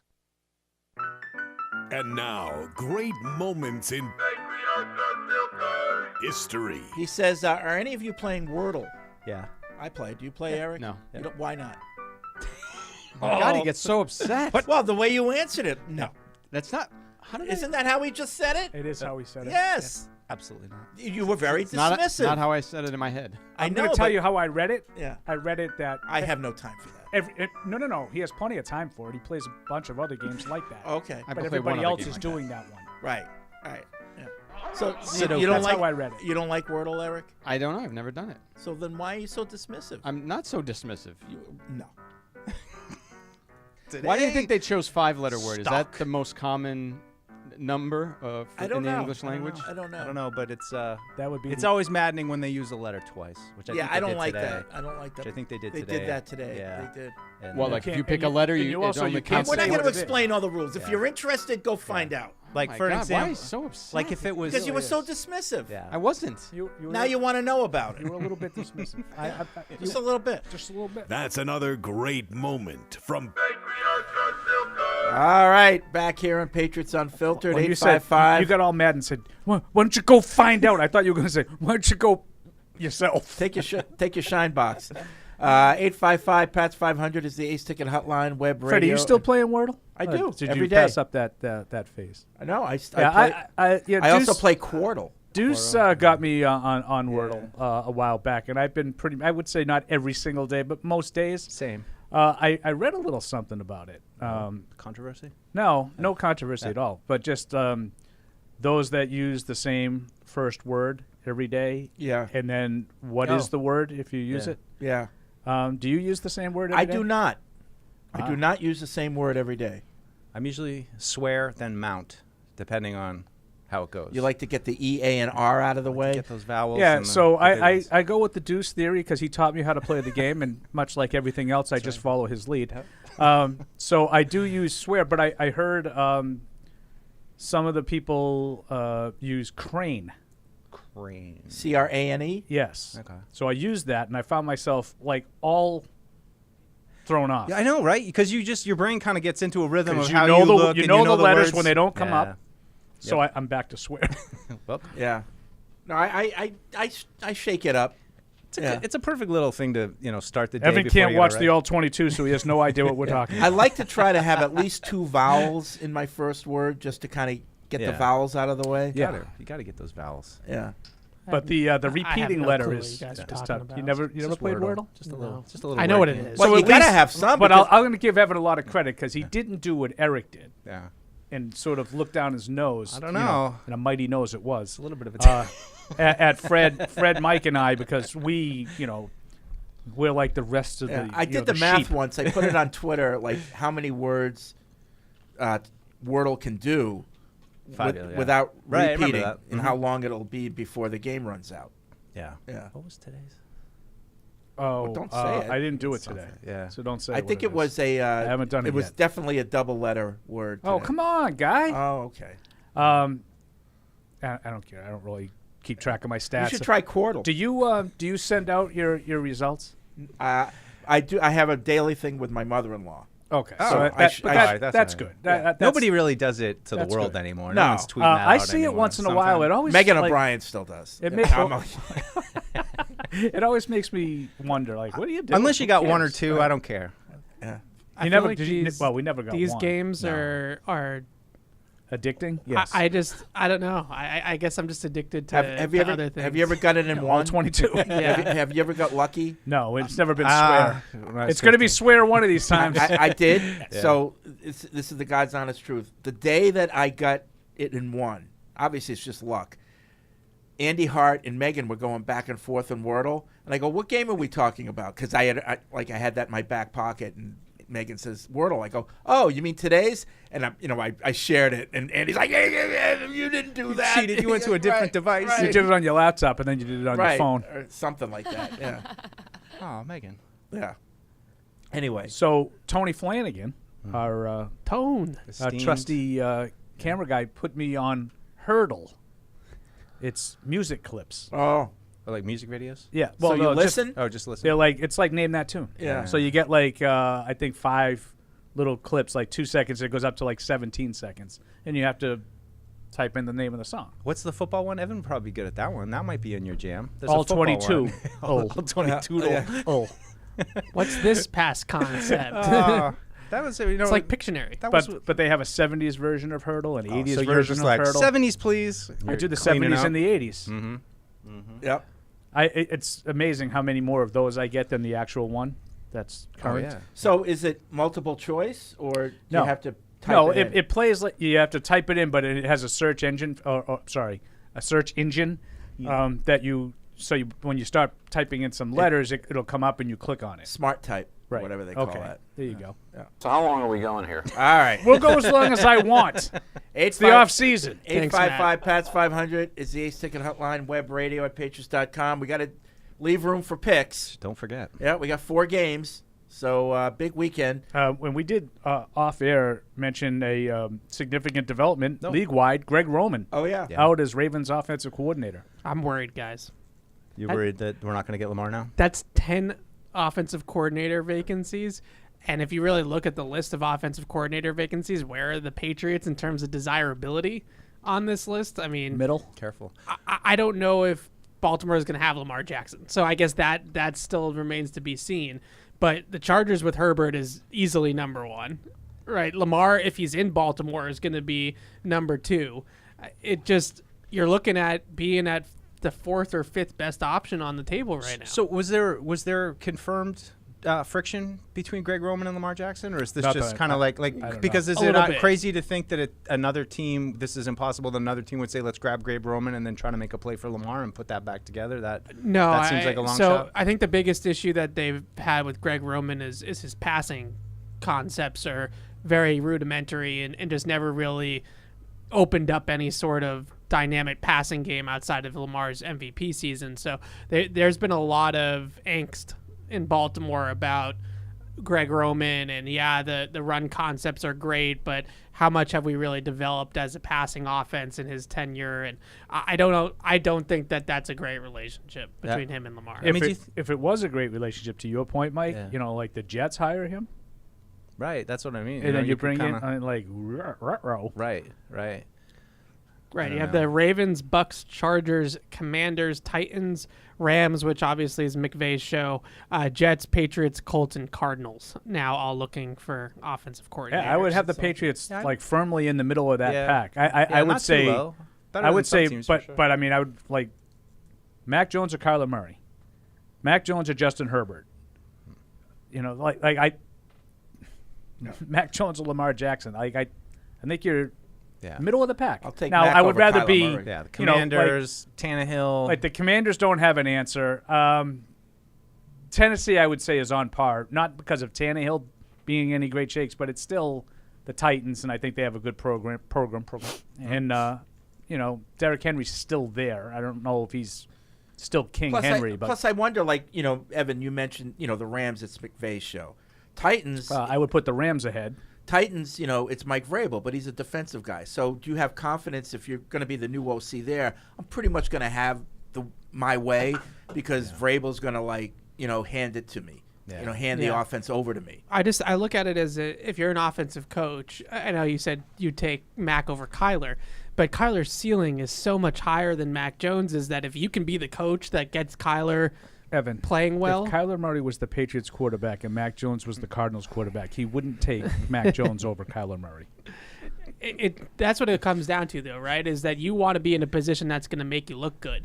And if you're the guy that comes in and Kyler plays like he did a couple years ago when they were 8 or 9-0, you're going to look great, and he's going to make you look great because he's super talented. I mean, he's got some flaws, but he's super talented. It's just hard with Tennessee, though. You got to go, and you're getting Derrick Henry for all the good and all the bad that comes with that. It's kind of, I would just worry that that's an offense that's kind of on its last sniff before it's got to be. Oh, that's why I would remade. put it in the middle. I wouldn't put that. I definitely think the ones that Evan mentioned, with the Chargers and the Rams and the Cardinals, the Ravens, assuming Lamar. Those would be at the top. I wouldn't put Tennessee up there with them. I would put them clearly a notch below that. Yep, just different issues for every team. Wherever you go, there's something you're going to have to deal Now the with. Jets, they're all looking for one because things. The Jets have no know. quarterback. Yeah. So I would put that below the. I would rather have Mac Jones than nobody. That's what the Jets have pretty right nice now. of you, Paul. No, but I'm saying there's no flaws in the Chargers job. Because if you're stacking up talent, overall offensive talent, I think the Jets have more. But you can't just say, they have everything except the quarterback. Yeah. Okay. Well, what are you winning without a quarterback? Ben's in Maryland. What's up, Ben? Hi, guys. How you doing? Good. Hey, Ben. You guys just touched on it, but with 10 teams now wanting offensive coordinator, when do you expect the Patriots to name one? Next week, this week? Also, would that bring another scheme change to the Patriots? West Coast, heavy zone, or would you go to the another scheme change? That's all I was asking. Yeah, no, it's a good question. I mean, I would think that okay. He doesn't want to wait for the. He's going to take it off. Take it off air. I would think all the teams that are going to fire OCs have done it, right? Like the 8 teams that are left. We just had one do it just today, 20 minutes ago. I know, but they just lost. The 8 teams that are left, do you think any of those are candidates to fire their OC? I don't think so. Yeah. So, I mean, teams might be waiting to see who, shakes loose, and I think all the shaking loose is done. So now the field. There's nothing to wait for. Make your pick. Yeah. So I would think in a week or two. That's crazy. I think you got to move faster. Arizona last on that list, according to NBC Sports Boston. Oh, That's attractive. crazy. Barth probably did that himself right there. Oh, I'm sorry. No, apologize for me. It's NBC. Oh no, it's Boston. NBC Sports Boston. I was confused because he was on there a second. I think you got to move quicker. Yeah, well, in a week, faster than a week or two. Yeah, because it's going to start. They're going to start falling fast. And right? now all of a sudden, guys that are really desirable that maybe you have already have as an interview set up with or something like that. Now they got 5 interviews that they're going on, and now it's a bidding war for their services. And I really think that you got to move quickly. I said the combine was my original deadline, but now that we see some of these jobs that are coming available, this is going to be a big turnover on offensive coordinators. I mean, it's almost a third of the league needs a coordinator. Yeah, so, I mean, you always run the risk of that one team that gets the guy they want in the house and say you're not leaving here without signing this, and if you do leave here, the deal's off the table. and that takes him off your table. But I don't know. I think, there's a lot for all teams to consider. I think it's going to take at least a week to, for hirings to start. And how much does the Shrine Bowl thing complicate it a little bit? I mean, you've got the whole organization heading out to Vegas for a week us. from tomorrow.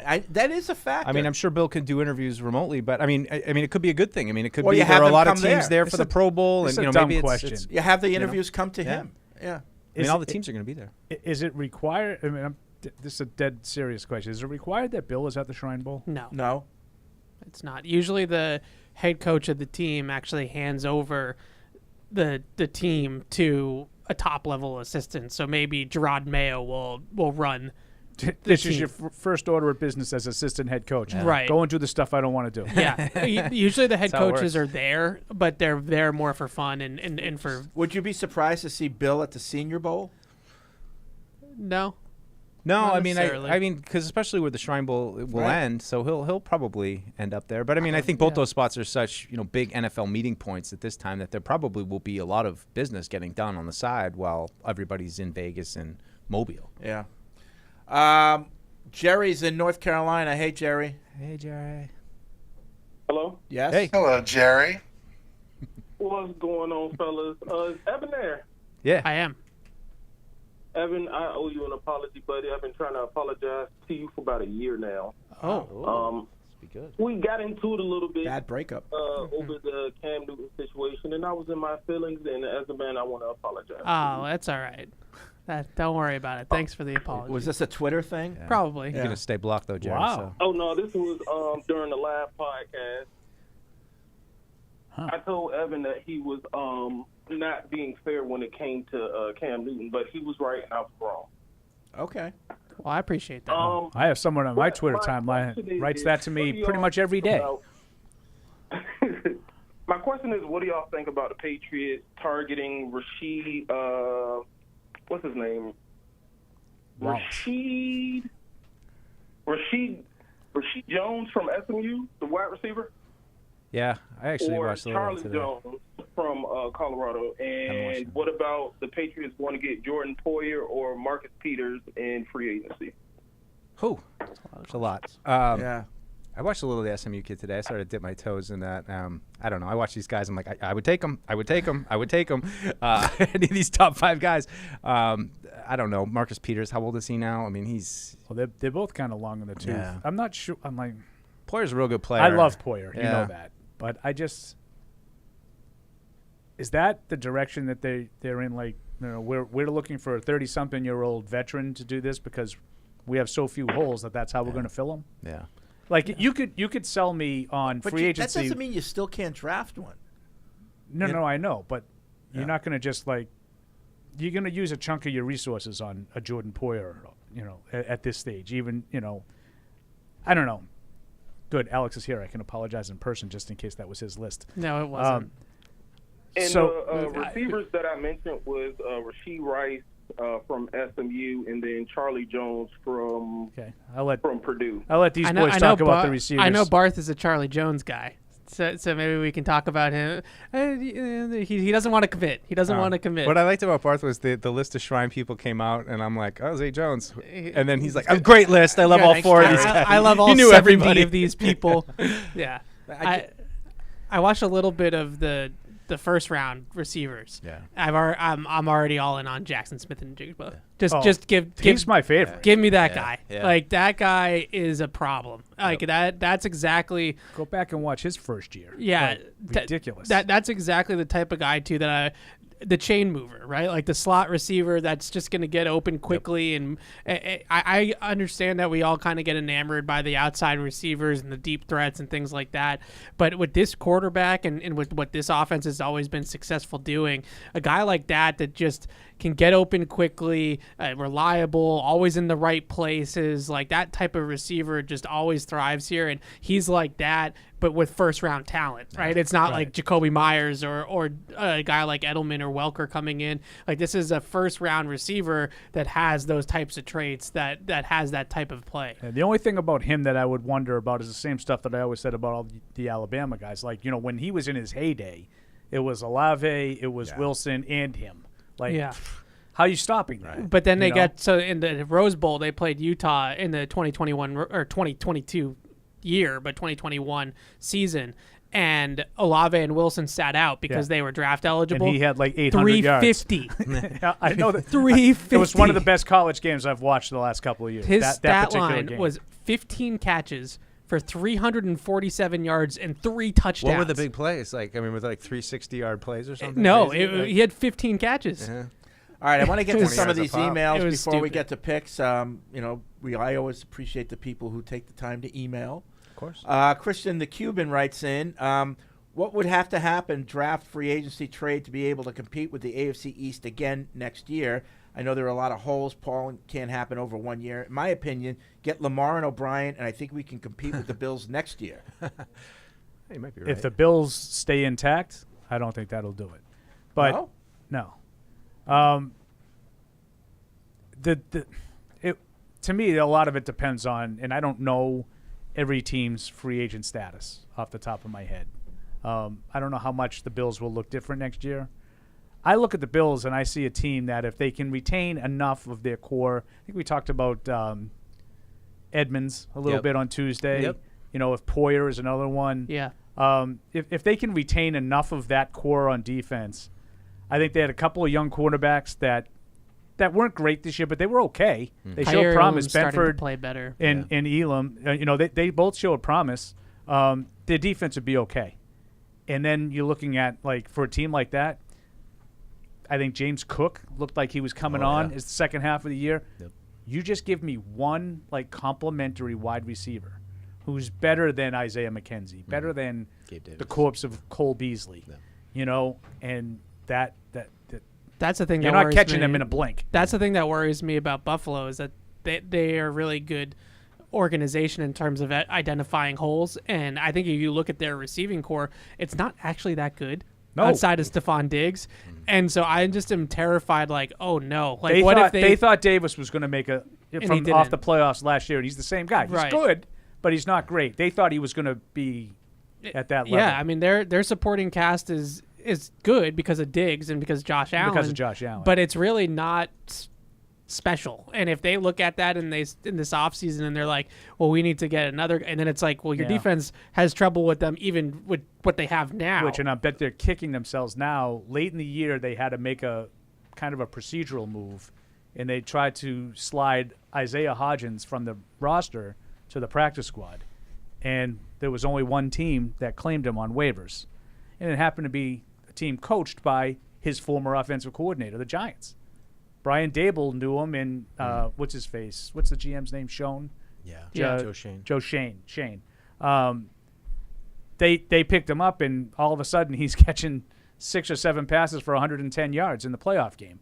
Like, he was a 6th-round pick. They developed him. They liked him a lot. I know Peter King wrote about this a little bit this week.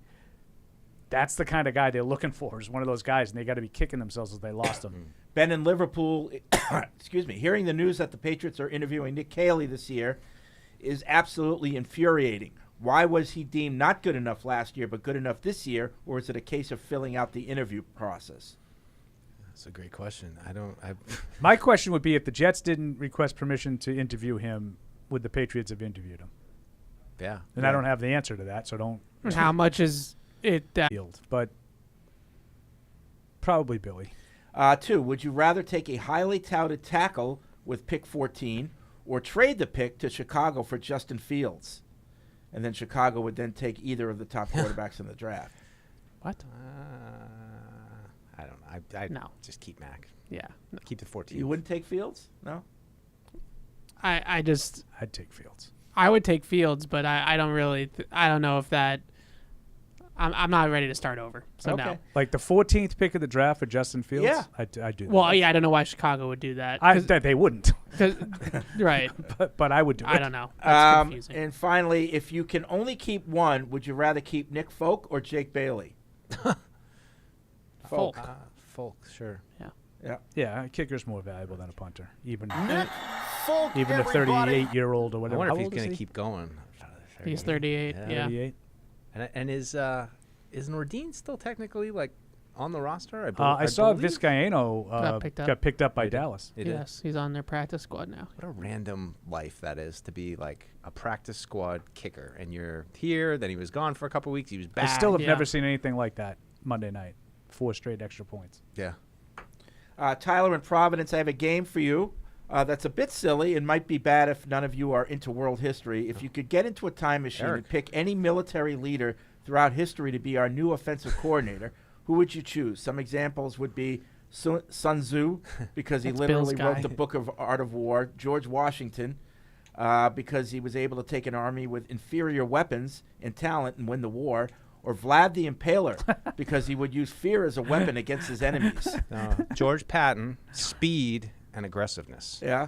That's my answer. What about Genghis Khan? Okay, No okay, shout out for Mr. Holy Genghis Cross. Khan? MacArthur. I saw Patton. No, that is a fun little exercise. Vlad the Impaler made me laugh. I didn't know that one. It's a funny exercise. Sure. I like Deuce though coming at it with Patton speed. Yeah.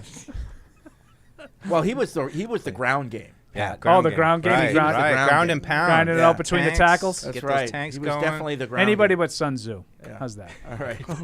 Wow. Again, this might be bad if none of you are history buffs, but I did also want to say Deuce did a great job with hiring Evan this year. I appreciate Evan's fake ignorance. Responses when Paul or Fred mentions a celebrity from their youth, because I just imagine Fred and Paul being shocked that Evan doesn't know who the Bee Gees are or who Tom Selleck Whoa. First of all, I know who both of those people are. Okay. Nobody was a bigger Bee Gees fan than my father, so I know the whole Disco Mr. CD Lazar. catalog. Oh, yeah. I'm going to actually defend Evan here. You're missing the humor that he's providing. Yeah. Those are old shots at us. He knows who we're talking about. Yes. He likes to call us old. Especially I me. can't stand for the Bee Gees thing because my dad will listen to this and be like, Evan, come on. You got to stand up. I'm a little unsettled that his father was a Bee Gees fan. writes I'm not in, old enough to be your father. My name is Wei, and I'm a PU listener from China. Bills, he can play quarterback in the NFL. Comment on Max sounded lukewarm. Is it possible that they draft another quarterback with the 14th overall? No. I don't think so.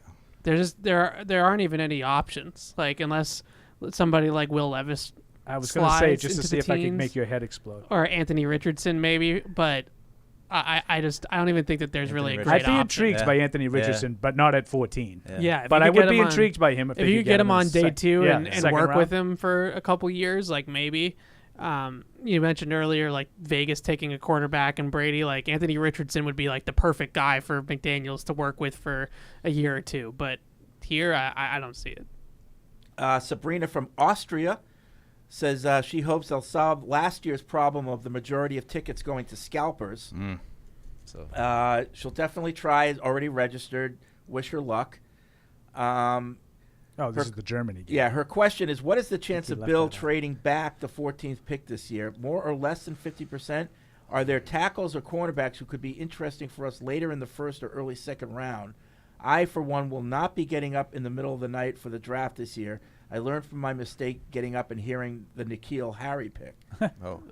That's the one you're upset. I think you need specific players at specific positions, and like maybe there is a small trade down and you could get a couple of those guys in the 20s, but as I see it right now, I think you grab a tackle at 14, or you I get think just 14 a player is that high comes enough in. that you should be able to identify a player that get a star. that stud. shouldn't just be, well, if we get him or someone else, it's okay. Like, there should be a guy that you feel strongly about at 14. And when you had Mac 2 years ago, it's just you needed a quarterback so bad, and I think you saw everything through the lens of quarterback at that point. And now, not to say that they don't have, like I've been saying, receiver, tackle, cornerback, they've got those needs, but what do you got, Paul? Line movement. We're going to get to the picks in a second, but I've been noticing this week. Caesar Sportsbook, the Bengals-Bills opened at 3.5. It's up to like 5.5. Bills favored. I just wonder what they What do know. the Sharps know? What do they know? Thank you. I Thank just you, really, Fred Kirsch. Yeah. I listened like to Cincinnati in this game. Lombardi. Michael Lombardi, I remember, broke down the tier system that the Patriots use, or cluster system with the draft, where they might say Cole Strange and Tyler Smith, same player. So Right. And that would bug me. Right. We're out of that territory right now, where you can just say, all right, Broderick Jones and the tackle at 27, same player. Like, no, you need premium blue chip talent, and that you don't get that in the 20s most of the time. Now, you might get lucky and hit on one of those guys a little bit later, but when you have the 14th pick, like you were saying, like that's a premium pick that you can get a guy that has that pedigree of a. There's somebody at some position that's going to be one of the top. And it's going to be like, not the same. I'm not saying it's exactly the same, but it's going to be like you're getting like the 12th pick or maybe even the 11th pick, because C.J. Stroud and Bryce Young are going to be gone. Yep. And maybe even, to Evan's point, Will Levis. Yeah. So if you get that and you can get the 12th best, whatever else you want. Right. Like, that's what you need. I don't think it's the same as when you're 28 or 32 back in the day and you're moving around with your little cluster system. Because you're already in the second round. Because there's got to be a difference between the highest rated tackle and the 5th highest rated tackle. Right. Like, that's bigger than, say, the 5th rated tackle and the 8th or 10th rated tackle. Right. That gap has got to be bigger from 1 to 5 than 5 to 10. Well, they say that most teams, and the Patriots have a notoriously small draft board. You're talking about 15 to 20 first-round grades on players, right, or guys that are really worth that in the first round. So like you were saying, if you pick at 30, you're already in the second round on your board. So, like, what's the difference at that point? It might be a fairer argument, but I feel like they got into this mess because they ran into that, well, this guy here is actually the same as that guy there. And, like, Carlos Dunlop. Jermaine Cunningham is the same. Right. I just feel like this is how we ran into this problem with the draft, whereas now you have this 14th pick. Go out and get me a brand name. Well, that's what was so nice about 2021 was, like, you just did what you're supposed to do. You traded up and got Barmore. You took a quarterback. You needed it. He kind of fell through the cracks to get there. Like, it just made sense. And then you went back last year where it was like, I mean, certainly some of those picks made sense, but some head scratchers too. Bill in Oklahoma says the problem with Brady going to Vegas is he'll have to face Herbert and Mahomes twice a year. He's always been in a division where quality quarterbacks were a rare competitor. He doesn't care. I just don't see that angle with Tom. I don't understand that either. I know that's very common perception. Yeah. That you have to worry about the division and who's it. I'm not worried about other teams if I'm Tom Brady. Kristen says she wants to know, does Hardy play hurdle? I feel like he would be a masterclass hurdle player. He probably would be. I think he does. I think I have talked to him about it. And he should play hurdle on his little music show that he does. He could incorporate it, perhaps. He could play hurdle in between playing the songs that he plays. Right. He doesn't even play the songs. And then talk about the songs. Do you play the songs on that? I asked him about it because I'm like, well, how long does it take you to record a show? Because he just does it at his house. No, he just does the... It's like 30 minutes to record like a 3-hour show. He wraps around all the songs that are played. Yeah. Oh, so it's really fake. Oh, it's really fake. The Bucks didn't just fire Byron Leftwich. They cleaned house. They did. Really? Every single offensive coach on the staff got fired. Wow. Thanks, Tom. Wow. That's why they had the comment that this is the first time that Todd Bowles will ever be allowed to choose his own staff, offensive staff. Nat from Santa Bill Cruz about Wordle starters Adieu, A-D-I-E-U. Yes, that was the story I read. Adieu and Snort. Crane. Yeah. Well, he said Adieu and Snort cover all the bases. Try it. My problem with Adieu is I just get if I do get a bunch of vowels, it doesn't really help me. Like, I got an A and an E. Like, I need like a T, I need an S. I need some like diphthongs, guy. Yeah, diphthongs. I need consonants. Evan's out again. This Boggle? Boggle. All right. All right. Well, it's that time. It's that time of the week. Time for picks. And Paul, what happened last week? First week of the playoffs. Okay, it's playoffs, but, same old, same old. Oh, damn it. Mike and Paul, 5-1. Evan and Fred, 4-2. Mike and Paul should have been. That's stupid. 5-0. Yeah, Chargers. I mean 6-0. With the spread, not quite as strong. Yeah. Paul, 3-3. Mike and Fred, 2-4. Oh no. And Evan, 1-5. Bad week. Losing money. Bad week. So Not that's good, where we Bob. stand right now. Mike and Paul tied for the overall, and Paul alone, as usual, atop the moneymaker. All right. spread. Well, we start Saturday, 4:30. Saturday. The 9-8 Jaguars are at the 14-3 Chiefs. Chiefs by 8.5. Chiefs by 8.5. Yeah, this feels like your lock of the week. Not an upset. I'm going to take Kansas City. I think actually I am tempted that Jacksonville's going to put up a little bit of a fight because they have nothing to lose. But it's just hard to pick against KC at this point. So I will take them. I will lay the points.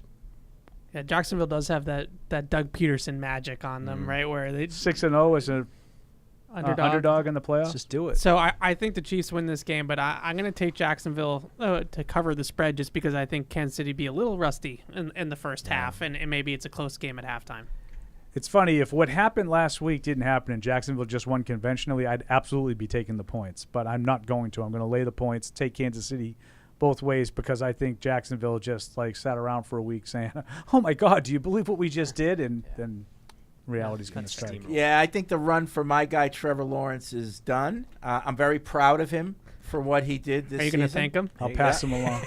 I'm very proud of Trevor Lawrence and the way he bounced back this year. But I think the moment is the Chiefs. I'm with Paul. I think last week was how do you top that? And I think the Jags will be better, even better for it next year. But I think this is it for them. Yeah, we got to watch the Chiefs though. Yeah, their home I track know. record in the playoffs has not been great the last few years. And they could be rusty. That's a good point Evan makes. And who knows? The Jaguars' defense can make some plays. So especially that front. Yeah, so they can keep it close. But I'm going to take it both ways for the Chiefs. I think they cover. Jacksonville a team to worry about next year? Absolutely. Or do you just look at them as AFC South favorites? Not going to have to worry about Not them. going to have to worry about them for a while. I think they're going to get better. Yeah. I think they're going to get better. But do you just worry about them as division champs, but so they don't really concern you? No, I think they're going to compete in the AFC for the crown. Yeah, I mean, I kind of feel like the AFC South, AFC South's a little. We're talking about battling for a playoff spot. You won't be battling them because they're going to be the AFC South champs. To knock the Patriots. The Patriots worry about them. Oh. I don't right now, but I mean, it feels like there's a vacuum right now in the AFC South. And I that do. It's I'm right with for the Fred. taking. I think they're on the rise. Yeah. I think they are. The problem that I see is that you look at the 4 AFC finalists so far right now: Trevor, Mahomes, Burrow, Allen, Right. that. How do you get into? And that then you mix? have Herbert too. Right. If he gets the right coach, you don't got one of those guys. That's so, right. That's right. Yeah. It's 5. Jackson stays in the AFC. Yeah. 6. Yeah. No, maybe they'll make he's 8, right. Maybe they'll make 8 playoff teams. He's right. Matt gets his head screwed on right. 7. Suddenly he's the 11th best quarterback in the conference. Wow. All right. So that's at 4:30. Then at 8:15. Now, just a question because we have a little bit of time here. Do you order your food before the 4:30 game, or do you wait and get your food in between for the 8:15 game? I don't know. Paul's chomping. No, I'm fascinated. I want info. I want to know what you guys do. I probably would cook that night, so probably would just be in the house. I don't. We'll go out Friday. So sorry for a disappointing answer, but we probably just cook in between the games. Answer. So what are you cooking and when? I haven't made the menu yet, Fred, but I'll let you know. Do you have to cook? No, but I like to cook. Oh, okay. I like to So cook. are you Will cooking? likes to cook. Are you cooking for football? Like, are you cooking like this for is playoffs? Yeah. Yeah, probably. We did. What did we do last week? You bring out the grill in the winter? Meatballs. Where It's do you out there. guys? Where Yeah, do you it's out guys there. stand on the viewing venue? Do you prefer to just stay home, chill Yes. out with the family, Yeah, or I have think- people over? I have no go to choice like because I don't have any friends. I don't have any friends So, either. Freddie. Yeah. Freddie. I just stay home. I'll be Call me Freddie. I'll hang out All with right, you. all right. This will That's be actually it's kind of a far You ride. want to come down the Cape? No, it's a far ride. What time is the game out? The first game? 4:30. So about 4:15, I'm gonna come down. I'll be like, so is it alright if I watch TV at like 4:30? Yeah, that's what I was expecting out of you. Yeah, I mean you're young, so Yes. I'm gonna Evan, live. what time I'm do gonna you live go- vicariously What time through do you go to Jersey Mike's? Jersey Mike's is usually a lunch thing, so that's before this.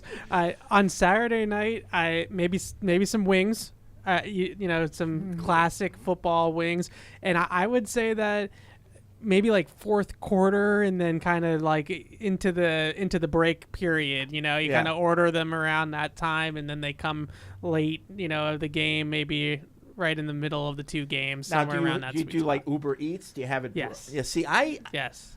I love all those services, but there's something about like getting the food right when it's done and hot, and I get it home and it's fresher. Right. You know, I don't mind going out and getting it because I know it was. But in a just situation made. like that, you get a missed stuff. I know that's the thing. That's why the rub. timing is key. You got good restaurants around you there? I mean, I know it's Enough. hit or miss sometimes in Cape. Enough, yeah.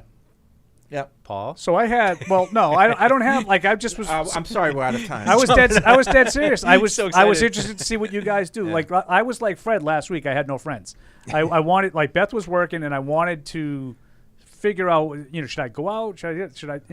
Ended up not doing anything because my brother-in-law never really texted me back, which is another issue. Even family, I can't get to hang out with me. Playoffs. So TJ and his boys went out to watch the first game, and then they had the plan, with the intention they were going to watch the first game, and then bring you food. Oh, well, this is where I'm getting at. Yeah. But then come home to watch the second game. So I said, do me a favor, I'll come and get you in between games, and just when you're ready to go, order me. And I got a thing of wings. I got a dozen wings, half buffalo, half honey barbecue. Good order. Good times. Right? So I went to pick them up, brought them all back, sat down for the second game with my wings. And then Beth came home. She goes, "Oh, you look like you're having fun." I go, "Absolutely." You're a professional. He's a professional. all over his face. Loving life. Shirt off. In his element. Can you get me a wet nap?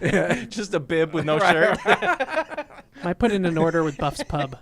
Buff's Pub. I might. That's a great move. One of the rare places that actually makes a great buffalo. They're wing. one of the best in the region. Where is it? It's in Newton. Right off the Mass Newton. Pike, though, so it's super easy to get to. When we went to Gary Grodecki's wedding, okay, after the wedding and before the reception, there was like some time, so we all went to Buff's Pub. Who's we all? My wife. There was somebody that wasn't part of that. No, my wife and a bunch of other people. There were like wasn't me. 6 couples, I think. Oh, they take credit cards now too. Yeah.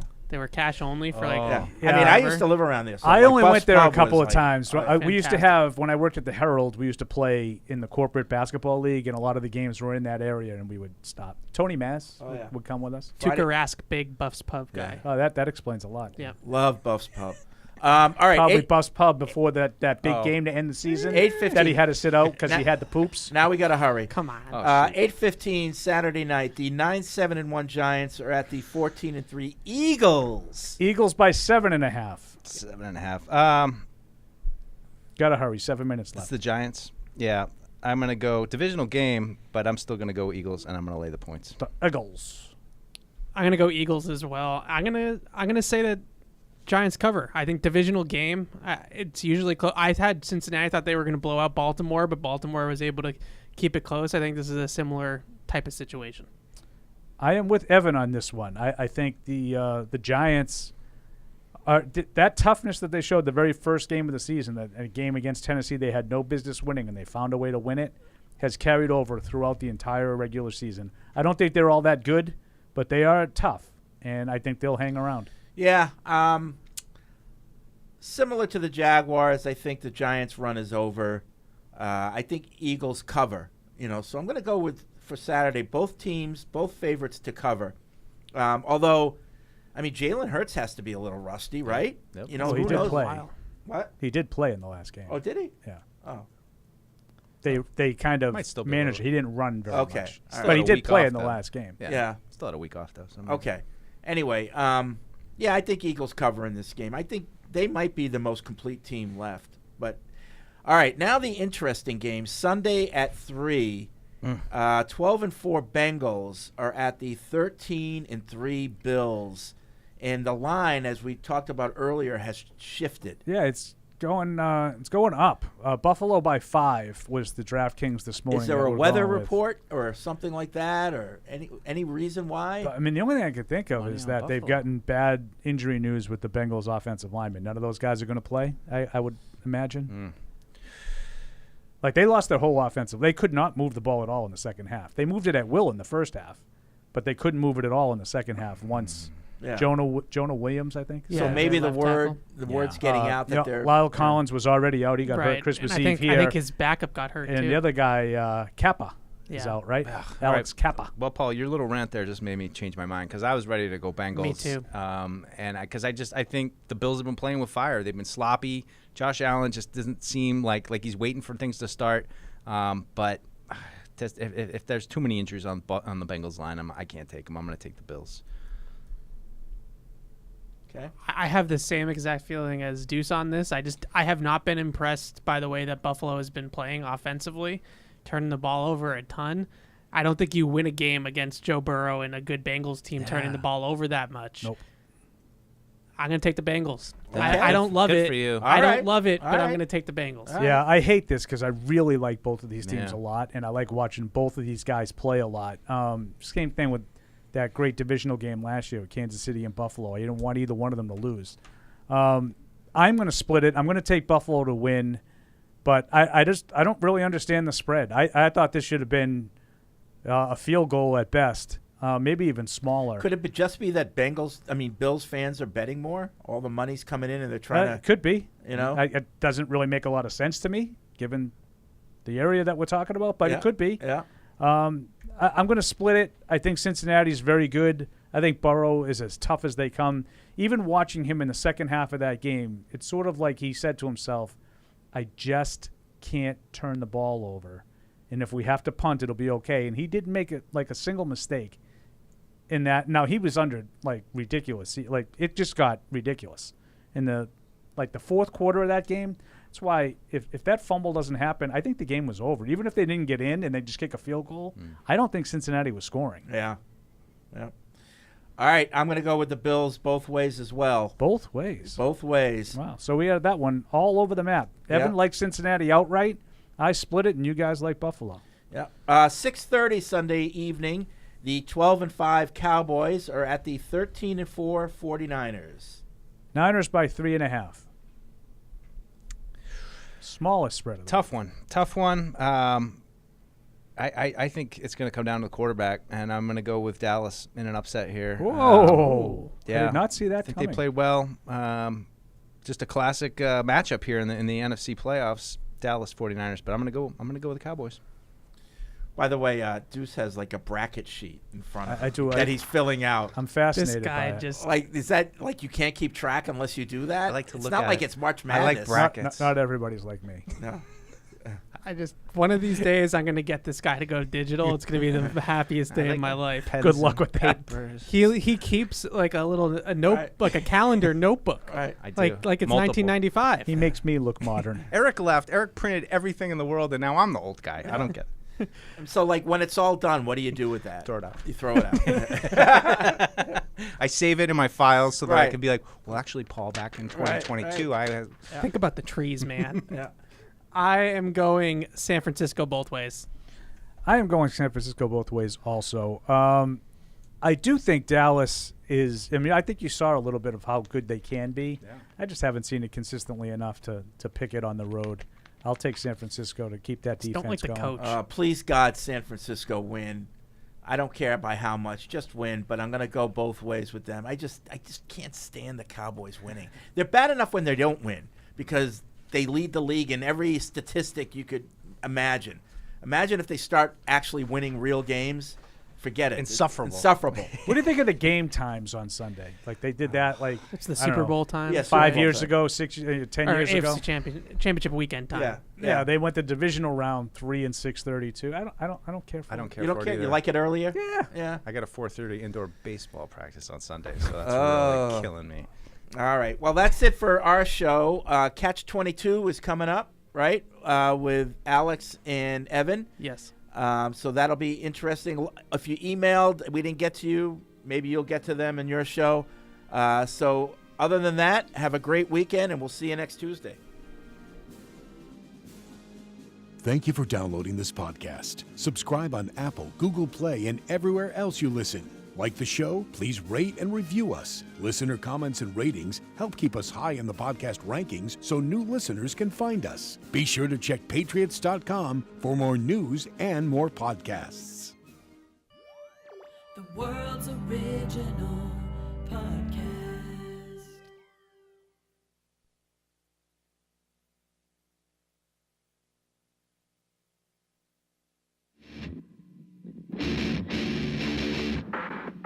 Unfiltered.